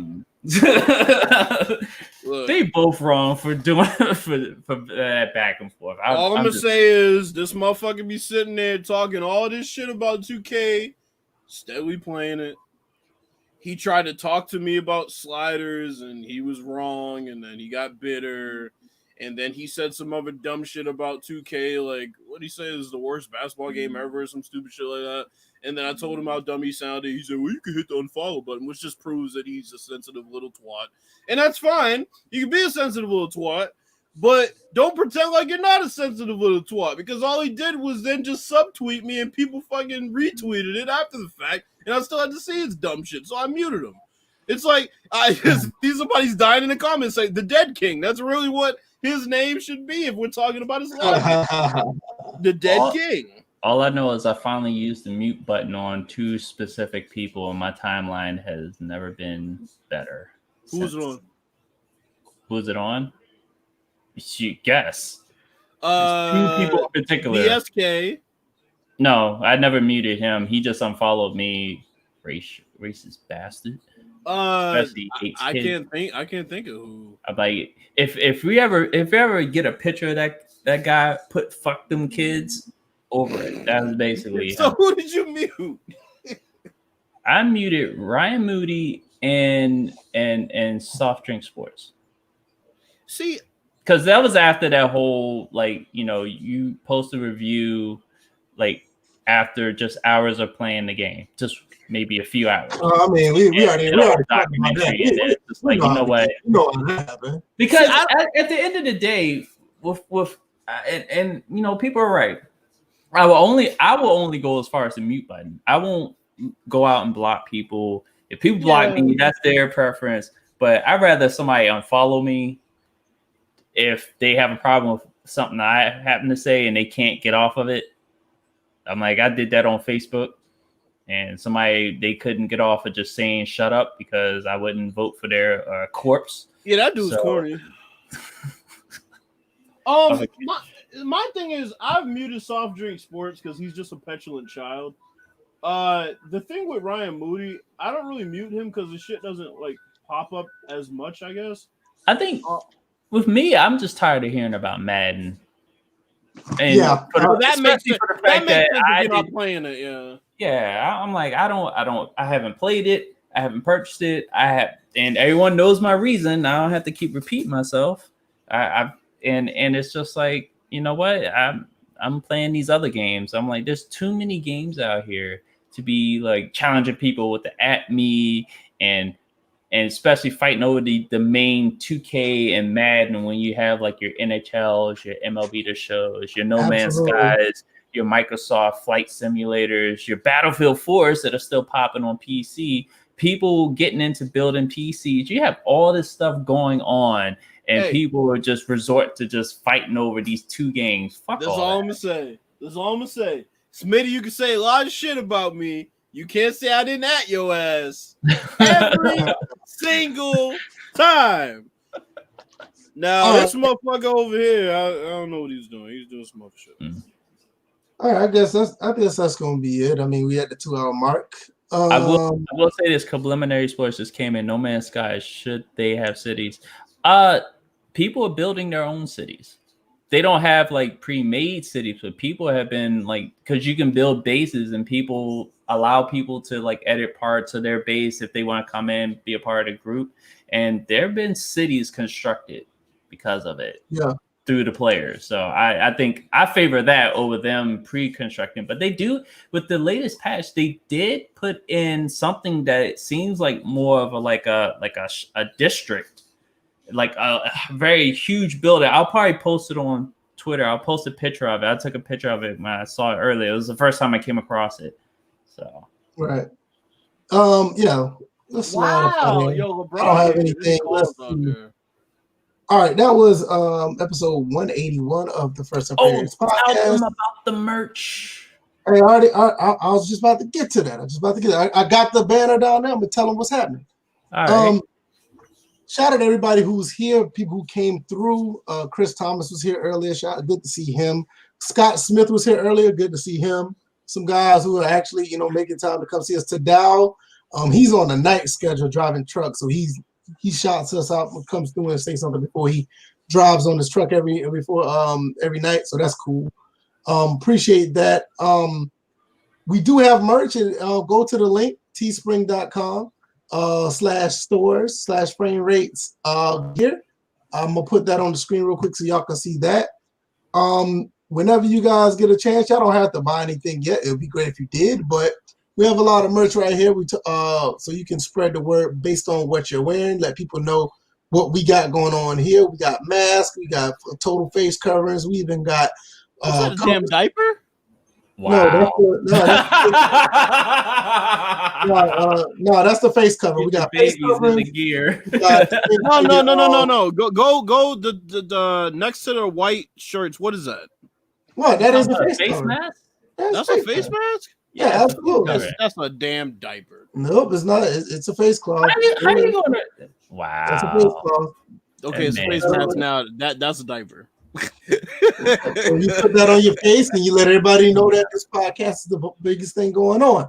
And then, but here's also a good important thing. We're being environmentally sound with the materials. They're made from recycled materials, so we are green here as well. So get your hoodie right here, the Less Complaining, More Gaming hoodie right here.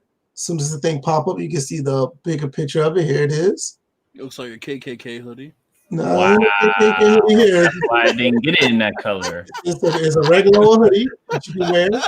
I was like, get everything. I was like, get everything in black. There we go. And you got that color is gay. You get all the colors that you want. It'll work out. Okay, I like that gray. That gray color is dope. Yeah, I'm not gonna downplay this because this is our money, so y'all can go ahead and buy that. All this here. They can spend money on some better colors. That's all I'm gonna say. Shit. And they got plenty of colors, so they can get on that. Also, we got the Samsung and iPhone case. You can get those. And they go all the way up to the latest iPhone case. You can put the logo on your iPhone case. Also, we have the other Less Complaining, More Gaming t-shirts and hoodies. There's the hoodie right there. And it comes in 3 different colors. Oh, yeah. Y'all go ahead and check that out. If y'all decide to buy it, it's all good. And if you don't want to buy it, let somebody else know. So maybe they want to get some of this action too. All right. Yeah, because you do have the holidays coming up. So the holidays coming up. Think about your this motherfucker, Doug Thomas. What, you gonna buy one for cute Miss Ladybug? Oh, hey, don't think I didn't see you flirting with her. Yeah, I said it. I'm calling you out. Where the thongs at? Well, all right. I mean, I don't know, man. Hey, if you're willing to buy it, I might make it happen. I'm not even gonna front. Wow. Hey, all money is green over here. So, other than that, it ain't about to be no damn unisex thong. hey, if it is, then that's his thing. Hey, I ain't got nothing against that. No, like that dude in your jail said, fuck that. Exactly. Hey, you better watch it. He might do that. And